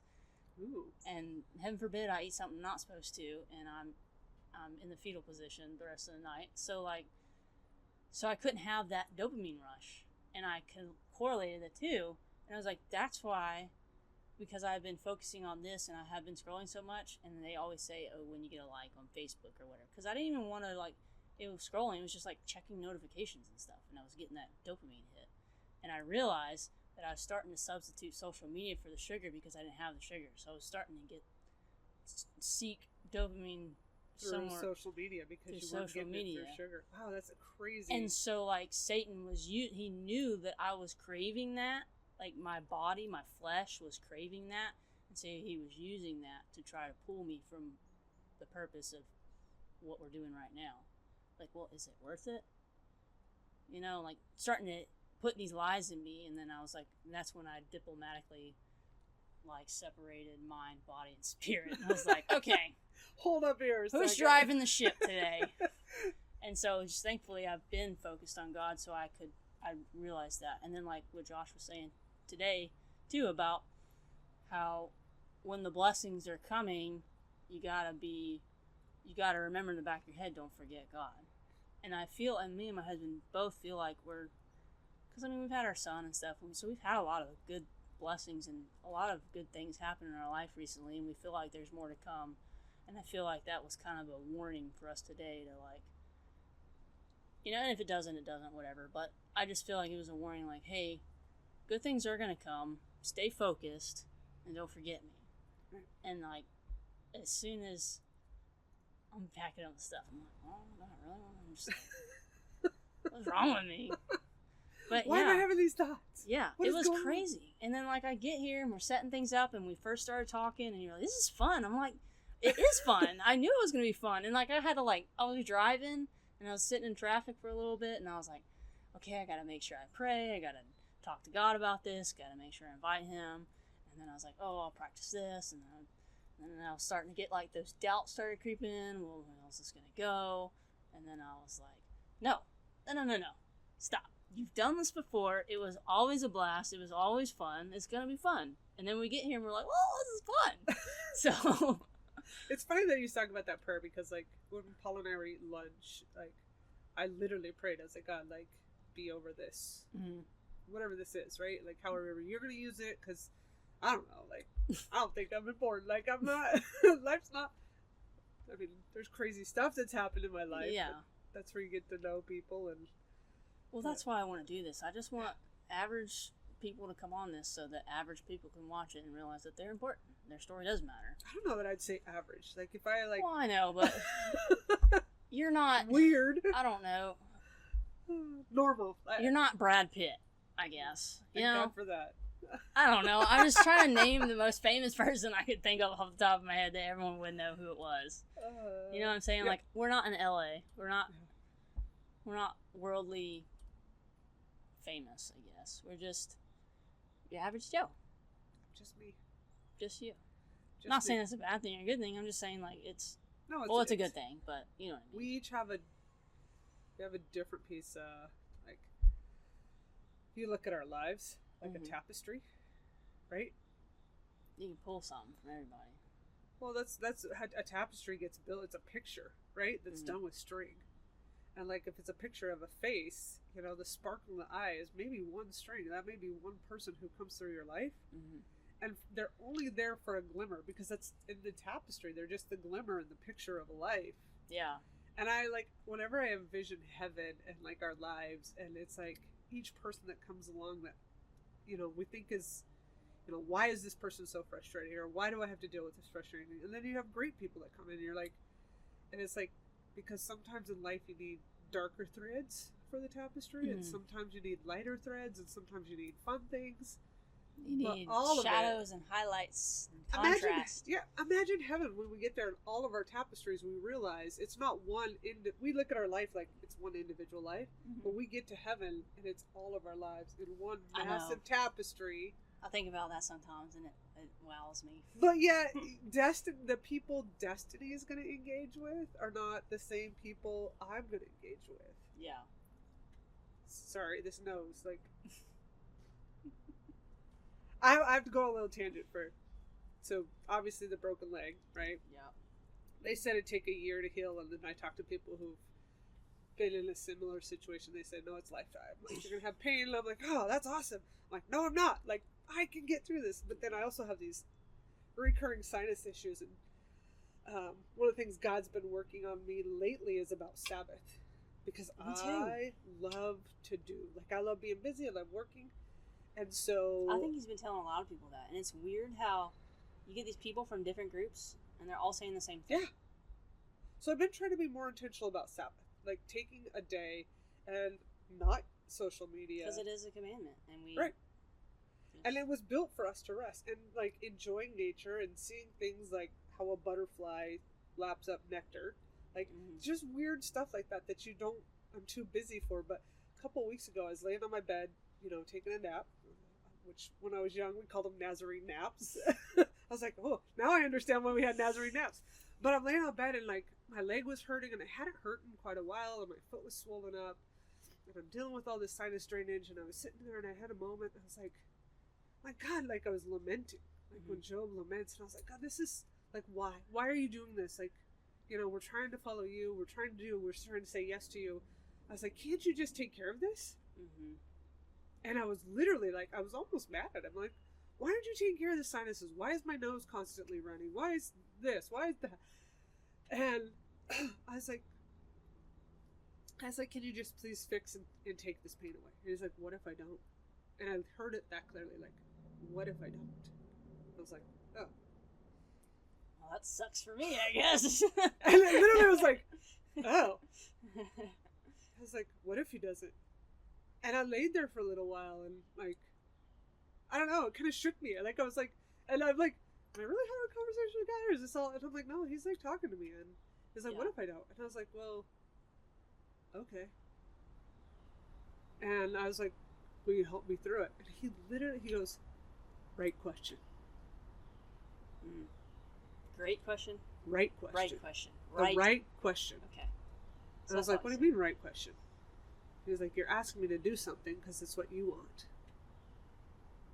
He's like, all I want you to do is be with me. I was like, ooh. Why me? I'm a whole hot mess. Why me? It's like, but do we have to do this like this? Yeah, and I mean, obviously, still... Yeah. But it's... Now I'm like, okay. Like, I relate to that. I'm being sick all the time, and I'm just like... I gotta trust God through it and not freak out every time. Yeah, well, and now it's like, God, like, be with me through it. Be with me in it. Be with me with the pain. Be with, like, give me strength through it. Like, and it's still there, right? Like, and trusting that He sees the whole picture, and that He does put purpose in everything. Yeah, but I've stopped, like, especially with the sinuses, because it's so embarrassing to be in church, and, like, this morning I sneezed, right? I'm like, oh, great, this is going to be a waterworks sneeze. And, like, I'm like, oh, sure enough. So I had to get up and leave and go, like, blow my... Because it's an ugly blow. It's like the... I did remember watching. She sat in front of me today, and I did see you get up. Yeah. And so it's that embarrassment. And I was but like... I didn't think anything of it. I was just, got up and walked out and came back, and it's like, God was with me through it, right? He's still with me. And part of it's because I'm too full of myself. Like, I think I'm too important. It's like, no. Yeah. So let's say that one more time. Let's break that down. So... you were dealing with all these physical things, and you're venting about it, And then you're starting to be like, man, this is kind of frustrating because, like, I know that God can heal me and make this all 100%. But he's not. And then you said, well, we're trying to do all this stuff for you. Can you? And right? Am I following right? Yeah. And then it was, I hope it was close. No, you're right. It was literally like, hey, I'm doing what you're asking me to do. Mm-hmm. But I want you to do what I want you to do too. Yeah. Right? Yeah. And then, but now that I say this, like, and I literally just, you saying that, makes me think, like, ooh, am I doing what he wants me to do out of pride? And now you have me, like, now my brain's let me think about that all week, Destiny. Like, thank you very much. Overload. Well, no, because it's those are his moments, right? Yeah. That's how he checks me. Yeah. But literally, you just said that. I'm like, ooh. Well, it's kind of like, was it Paul that talked about the thorn in his side? Yeah. Why won't you take this thorn out? And so we all have thorns.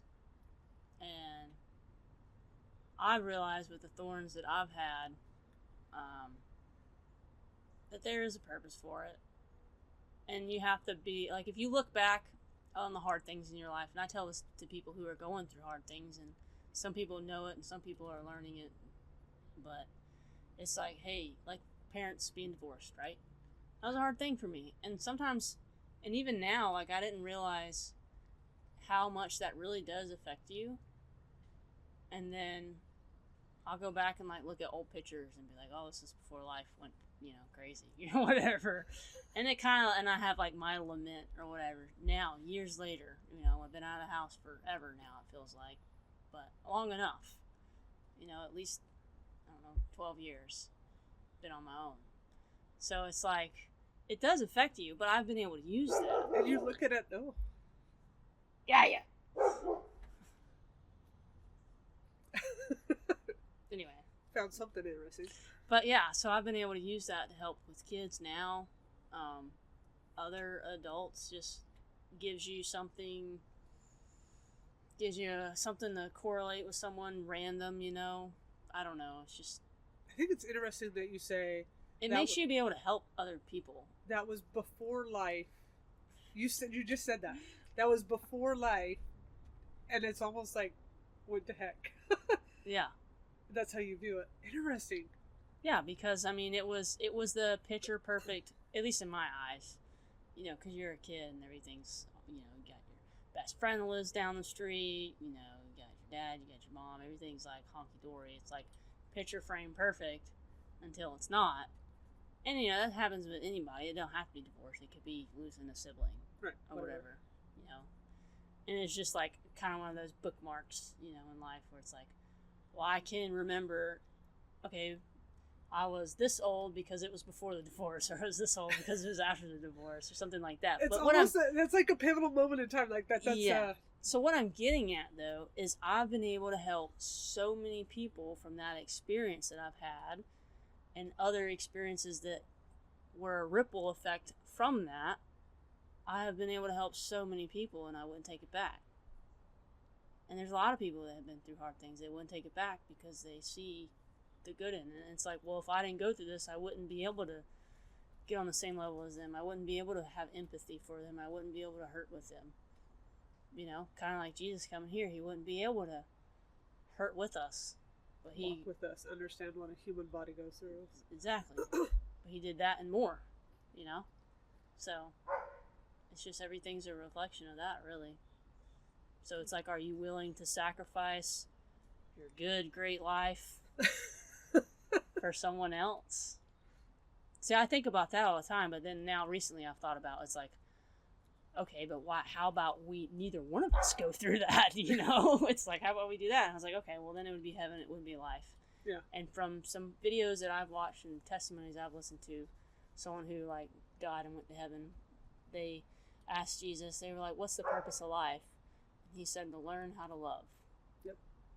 And I was like, well, every scenario I can think of that checks the box and makes sense. So.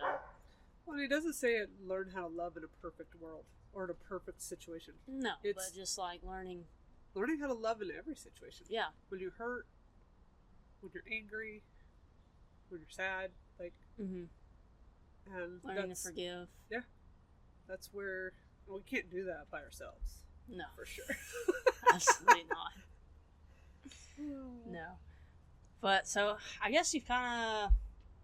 That was a lot. Yeah, I know. Oh, these are long form. I like getting the nitty gritty. I see that. Yeah, Destiny's like. I'm a deep thinker. Yeah. Get a shovel. Wait. We're gonna dig. Okay. What was with the sand shark reenactment at the beach? Oh, that has nothing to do with this. Oh, okay. That was just me being dumb.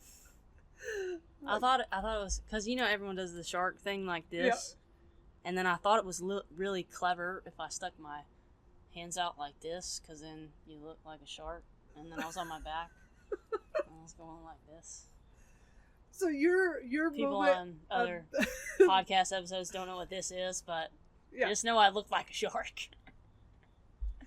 That moment, like when you did that, it was a day where like work and life was rough, right? And I don't remember what happened. I just remember life being rough. And I see you on I'm out there in a Instagram, tropical storm acting like an idiot. And I'm like, God, like literally my thought was, God, thank you for Destiny. Oh, okay. Because you were that moment of like, yeah, people, you're so weird. Just kind of like taking a breath and saying, okay, it's not that serious. Yeah, Maybe. it was like literally, you just like, in that moment I was like, this is just living life. And I was like, why are, like. I'm trying. Yeah. I'm trying really hard, actually. And I was like, I love Destiny just because you just live life. Like. Yeah, I try. Anyways. Well, thank you. I'm glad. That makes me feel good. That's your shark episode. Yeah. Yeah, y'all can find me on social media if you want. It's more funny when I'm bored. We'll give you that. Yes, she's very entertained when she's bored. When I'm entertaining myself, I end up entertaining everyone else, and I wake up the next day and I'm like, why did I do that? But I also hope you will thank God. Like every time you watch her and you laugh or you giggle, or you shake your head, I like thank God. Like He put Destiny in your life for a reason. Yeah. And sometimes it's just for joy because He wants us to laugh. Yeah. So. Yeah, I love making people laugh. I really do. I give my husband a hard time for that. I'm like, why don't you laugh at me? He's like, I'm done with your trickery. I don't know. It's because he's always trying to make me laugh. But it's a whole thing. So we kind of went over. Because one of my questions I usually ask people is, how have you changed in the past 5 to 7 years? How have I changed? How have you changed? Ooh, a deeper relationship with God. Yeah, I'd say that for me too. We kind of went over some stuff you learned. Anything like you haven't said yet? Well, this is where that story starts crossing over, right? Like, for a lot of our marriage, I was what you would consider the spiritual leader of a home. Mm-hmm. And most recently,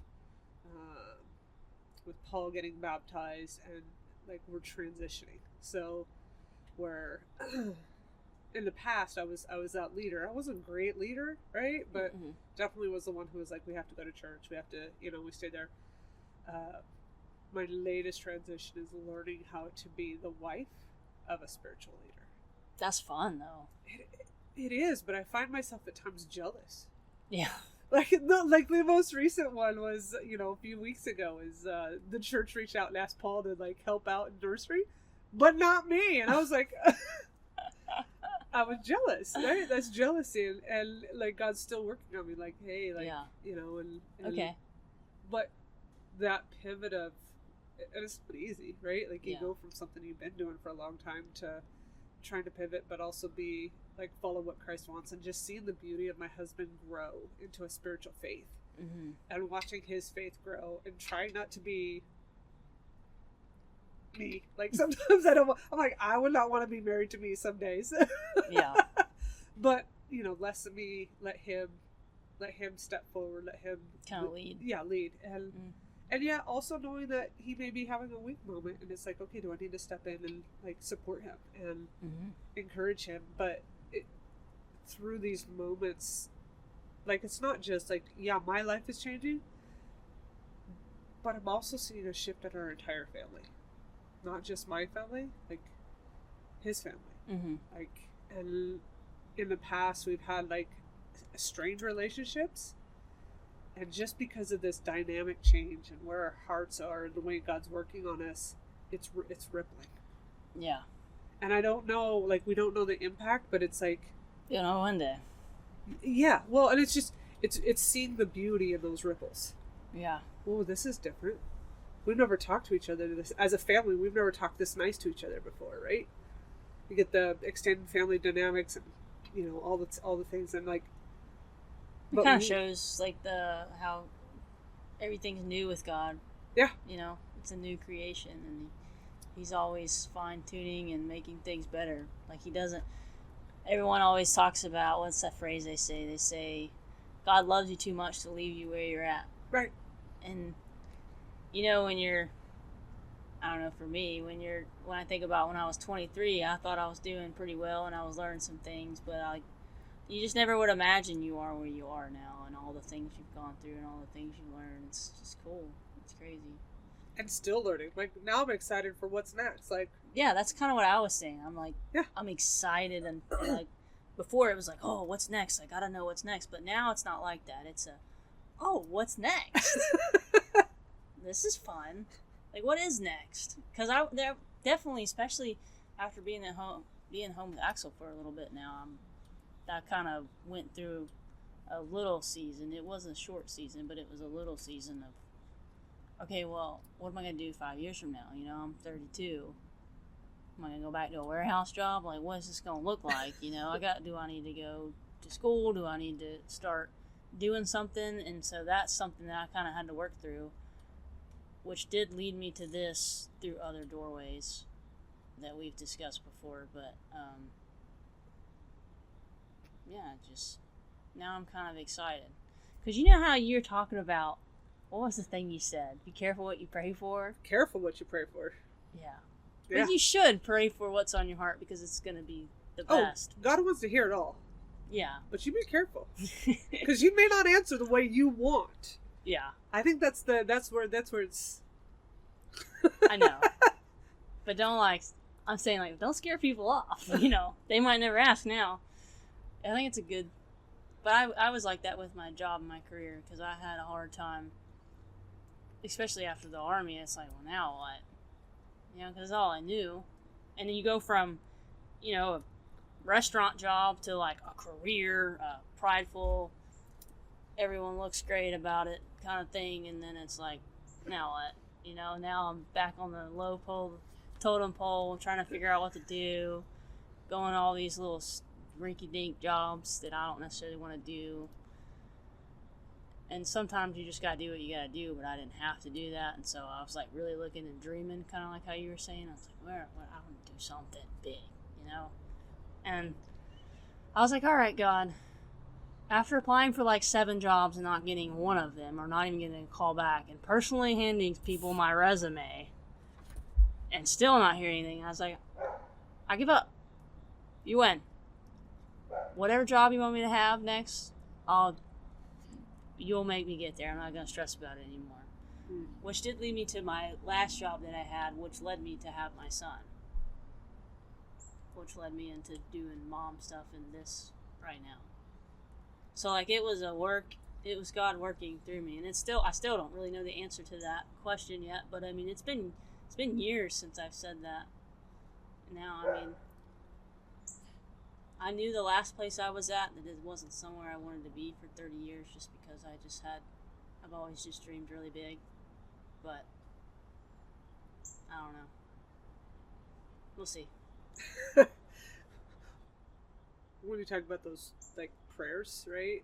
Yeah. Especially when you're dreaming big, it's because there's dreams, which is like, what are your heart desires? Yeah. And then there's worries about. And you got to be careful dreaming big too.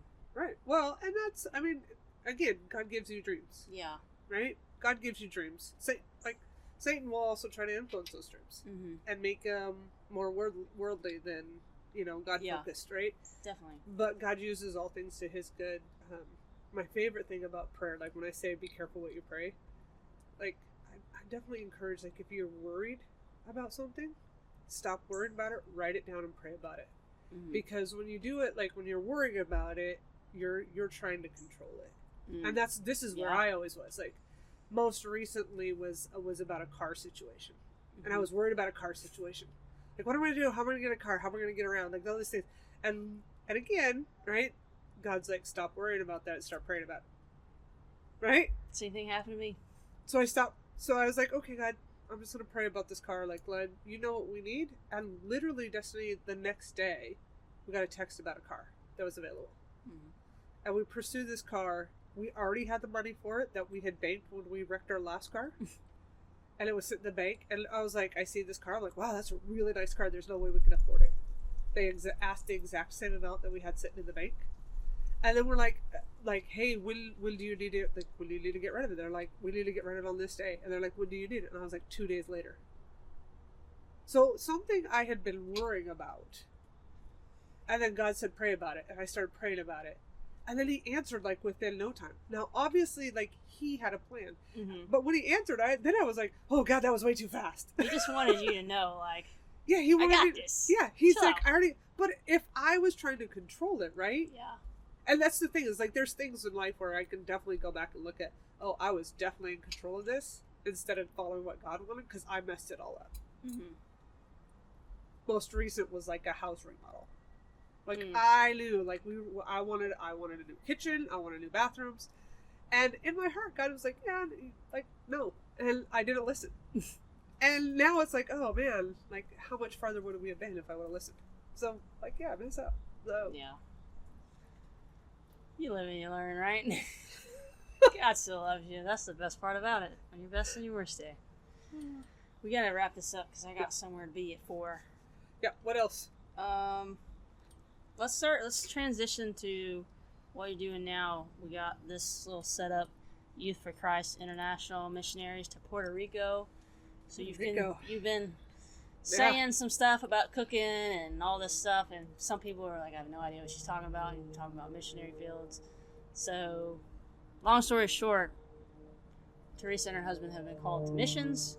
But we got introduced to Youth for Christ Puerto Rico through a mission trip. So, being leaders in our church and serving for kids for the last 9 years, we got invited to go on a mission trip there. Leading up to that, God was definitely working on my heart, because I talk about this whole spiritual change. Mm-hmm. Leading up to that, God was working on me about learning how to love Him first and not my husband. So I had to, before I could go through this spiritual change with my husband being spiritual leader, I had to refocus my life and start focusing on a relationship with God first, and then my husband prioritized second. Mm-hmm. And it was out of whack for... I've noticed when God's leading you to do something, especially when it's for Him and it's kind of a big thing, He's really kind of putting you through the ringer to get you ready. Yeah. And I literally had Like, a on my knees, tears, crying, praying moment at a students' conference that we held with the church. And it was like, I said, fine, God, this is yours. And it was after that He invited us to go on a mission trip. And we go on this awesome mission trip. I'm excited. My entire life I wanted to be a missionary and go on mission trips, right? This is my very first mission trip. I'm so excited about it. And I get sick. Like, the first day on the island, I get sick. Sick, man. Don't even get me started on the sick. I'm pretty sure it was all the cheese I ate on the plane that caused all different kinds of other problems. But It was something. it was something. Anyways, but that's Paul gets baptized, and he'd been fighting baptism, and it was a life change for him. Yeah, I remember. That was really cool. I remember that was a couple years ago now, Uh-huh. a year ago. 2 years ago. It was 2 years already. Wow, I remember watching that in church. They put it on the big screen, and they had a whole interview thing with him, and he got baptized in Puerto Rico in the ocean. I'm like, well, that is cool. Like, that's how I wanted to go down, you know. But yeah, you had to have that little struggle to get there, and I thought that was really inspiring, and that was like one of those moments where it's like, hey, like, you know, he shared that, and that's something I still remember. Like, so people share your story. People will remember it. It will help them get through things. It will help them see God. Like, that's what it's all about. And we're just normal people, right? But it was that he said yes. Yeah. And then we came back with faith and like we said yes to some other things that God was calling us to do and laying on our hearts and just being more obedient.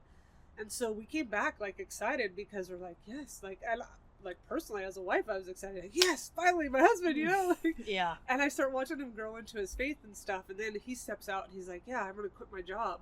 And we're gonna focus on catering full time. And I'm like, yes, this is awesome. Like, this is what we talked about. Like, we're gonna own our catering company. I'm gonna quit my corporate job. I'm gonna go work for you. It's gonna be good. Like, we're gonna feed people for God, right? Yeah. And we're gonna get to interact with these couples and however feeding people. And then in mid of last year, he called us individually to Puerto Rico as missionaries. And like, growing up in Verizon and growing up in tech, I was like, God, why do you have me in this corporate job with tech? Like, I'm so like granola and feet on the ground type of girl. Like, I could, like, I honestly could care less. Through Facebook, I received this call to like he plants that seed, like, hey, there's an opportunity for you guys to serve food to the kids in Puerto Rico. And my first thought was like, no. It's always no when it's something you're supposed to do. It was literally... If you ever question if it's from God, if your first answer is no, there's probably a 95% chance it's from God. And literally, I was like, no, this, like, and I start arguing with them, like, no. My aunt's just like, I was wrestling with God. I was definitely wrestling with God. I'm like, no for this, no for that, no for all these things. Like, no, right? And then, again, back to why do you go to church on Sundays, right? That shock. Tim Bill preaches Jonah. And God's laying this on my heart. And I'm like, oh, why? Like, no. And finally, like, okay, like, obviously you have to hit me against the head with Jonah. I don't want to be... Or a garbage can. Whatever. Tomato. What? Potato. Whatever. And so I prayed it once before. I said, okay, God, I prayed to you before. You don't lie to me. You answer prayers. And so I'm going to pray one more time. And I said, if this is truly from you, and because I've fought with my husband about like ministry and volunteering in ministry, can you let Paul bring it up? That was a very similar situation with my now son. Right? And 2 hours later, at a stoplight, Paul looks at me and goes, I think God has more for us to do in Puerto Rico. And at a stoplight, so it's red, and we're at a stoplight, we look over each other, and I was like, I have to tell you what I prayed and what I've been feeling for the last 2 weeks. Same thing, except for ours was a stop sign. God uses a lot of stops in our life, I hear. Yeah, wow. So, and we said yes, and now it's just been taking one step at a time and just trusting. Mm-hmm. And y'all have had a lot of little not micro, but y'all have had a lot of miracles I've heard about along the way. Oh. And we can probably get into those in another episode for sure. Yeah, we can like, do part 2. Again, you find what you focus on. Yeah. And like we're trying to pay attention, and we still get sidetracked, and we still have weeks where we don't spend every day Bible study, right? But we are trying and actively seeking what he wants next. And there's a lot of things we don't know. But next will be there's a camp in Puerto Rico that they've been building out, and it has a kitchen, and they asked us in January of this year to come out and help them host their very first camp. 2 weeks before we were leaving to go do this, the kitchen wasn't built. And in 2 weeks' time, not only did God provide all the like cooking like appliances and stuff, he provided every single cooking utensil that we needed for camp. And it was through those moments of being able to reach out to kids, and you know, we live in the US where we have all these things at our fingertips. Like, you're on an island, and I never thought about it, but when you're on an island, you don't have many options. If you want to stay with your family and you want to stay with where you are, you have limited options on what you're going to do and where you're going to go and what life looks like. And but those kids need love and encouragement and people to come alongside them, and that's what we're excited to do, is be able to bring food to them. Sometimes it's just pizza, or hot dogs. And I will say all kids need that. You don't need to go to an island to do that. We did that. We did mission trips with my church I grew up in all around the United States through like the Baptist Convention or whatever. And I remember doing backyard Bible study with these kids and them talking about how like the leaders would say, okay, you're going to have a special person that God's going to put in your path that you're supposed to be here with, and you're supposed to teach and mentor and just love on them. And every time, and we'd come back, we'd go do the backyard Bible study, and we'd come back, and then we'd say, oh, well, like one lady, she was like, oh, we've been doing some kind of Russian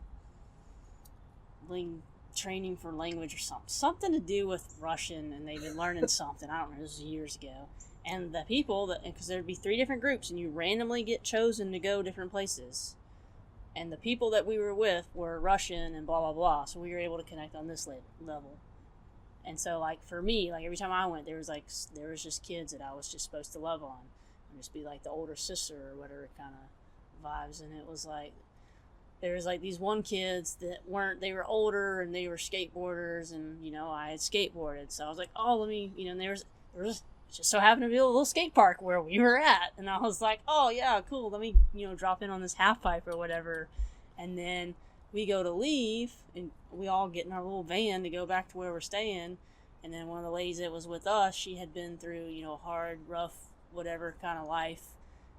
And she was like, I feel like God wants me to go talk to him. So we just drive around the neighborhood, let her go talk to these kids, however she feels led, and ended up, really having a really deep moment with them and saying, like, hey, I know we're with this church group and blah, blah, but I'm no, whatever. And just tells them about her life and where God got her. And it just, every single time we went somewhere, and that was just in the United States.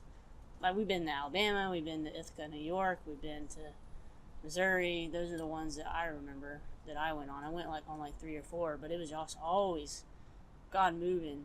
And if you're willing to, I don't know, just have faith and listen and just go wherever that is, even if it's in your backyard, down the street.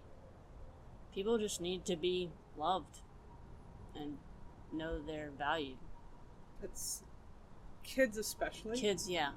Kids especially. Kids, one of the gals that when we were at training for Youth for Christ, she said it so beautifully. And Joe goes, kids equate love to time spent with them. Yeah. Because when it boils it down, they, all the things that we put a priority on as parents or as adults, the nice car, kids don't care. Mm-mm. All they want to know is that they matter and that you care enough to give. And it doesn't matter. Like, no, I'm not the popular, like, obviously I got taken out by a trash can, so I would not ride a skateboard. And I typically don't throw a football because it's not my gift. But there are kids who, like, I love to craft, I love to sew, and there are kids that I can talk to, and just like you can talk to kids who like skateboarding, extreme sports, or whatever it is. Like, don't discount what you have as something that a kid doesn't need to hear, because everybody focuses on the popular kids or the ones who are that look so good and they have life all figured out, and it's like there's the kids that you're there for. Mm-hmm. You're there for somebody.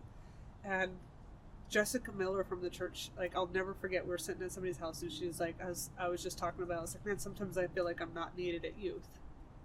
I'm the old person in the room. And she's like, you never know. It could be one conversation with one kid one night mm-hmm. that's going to change their life. And if you're not there and you're not consistent, then you won't be able to have that moment. Mm-hmm. And she said, is it worth it for the one? Yeah. Yeah. It's just like we're always reflecting Jesus right there. He leaves the 99 for the one. And that's what we're called to do too. Yeah. That's the same thing with me doing this thing. I'm like, well, I have to tell myself, yeah, I want it to be this big fun thing. But it's like, if it's not, it's okay. It's for the one. Whatever.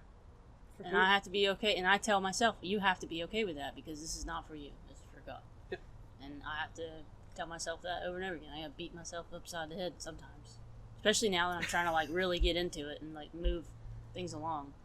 I know it's going to be something I have to work through, but I'm doing my hardest.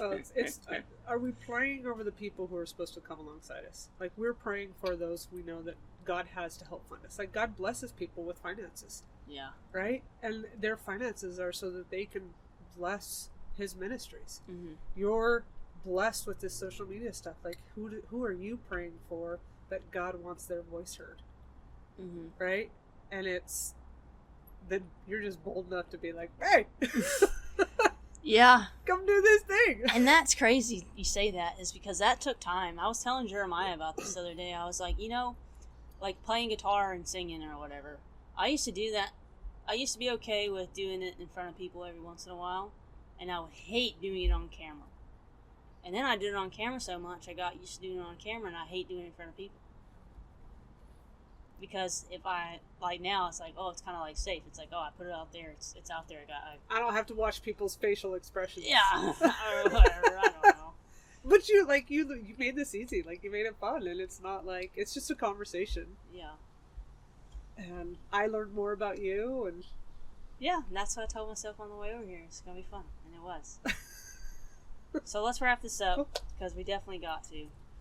I'm gonna try to figure out the link stuff and put up a link. So right now, from my understanding, they're waiting on sponsorships and you have to have like a year's worth of salary to be able to go in full time.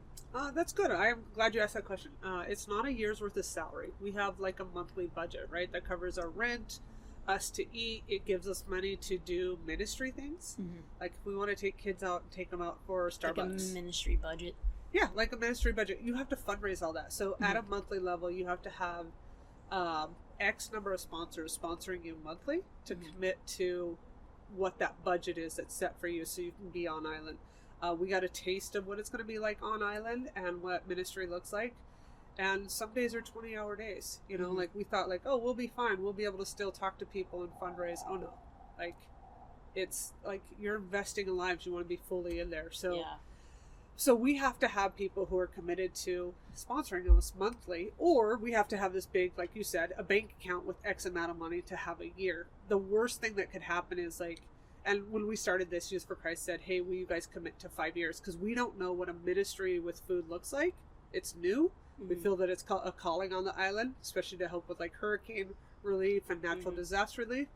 And they're like, will you guys commit to 5 years to help build that out? So when we get there, like, we go into that of, okay, what does a food ministry look like? We know what it looks like to feed kids on a week-to-week basis or feeding missionary teams that come in. But what does it look like to do outreach in the island? And how do we impact the community and use that piece of the ministry as well as work with people and get to know people? And so that monthly consistency is what keeps you there. The travesty is if that falls too low, then you have to exit island, go back, fundraise that again. So you can focus properly on what needs to be focused on. When you're on island, you need to be focused on what you're doing 100%. You don't need to be worried about stuff in the background. Well, it's kind of like Jesus' disciples. When they left what they were doing. Yeah, he said leave the dead to be buried dead or whatever. Yeah, but they didn't they didn't fish half the time, and they didn't go minister half the time, right? Or Matthew tax collect half the time. And no, he left and this is where like nothing's impossible for God. Nothing. Yeah. So he knows who's going to help. So. Yep. So we'll provide a link where if there's anyone watching this that felt led to sponsor them for their missions, help get that out because I know they're still working towards that goal. So we can get the boots on the ground. Come be part of what God's doing because it's not us. That's you. We're inviting you to be part of it. I don't know. I'm not doing the thing. I'm just here. I'm the technical lady. Yeah, you do it however, but I just want to say that I do want to provide a link. I do want to give. I really hope that maybe this helps with publicity and like helps get some stuff pushed out for you guys because I want to help with that aspect as well. I think it's a really good thing. People got to eat. So, thank you. Thanks for joining me. I guess we'll end on that. I can't think anything else. Keep sharking. Keep sharking. Keep making people laugh. Keep sharking. All right, we're going to end on that. Yeah, these things are hard to end. It's a thing. All right, thank you guys. I hope you enjoyed this interview. If you have any questions, put them in the comment section. I got her number. I'll just ask her, and I'll Tell you back. Whatever. I don't know. Figured it out. My battery just died. Perfect. There you Battery go. exhausted. Alright, yeah, we're done. We're done. You won't hide away sometimes. I know you heard from everyone telling you lies. So just lay down beside me.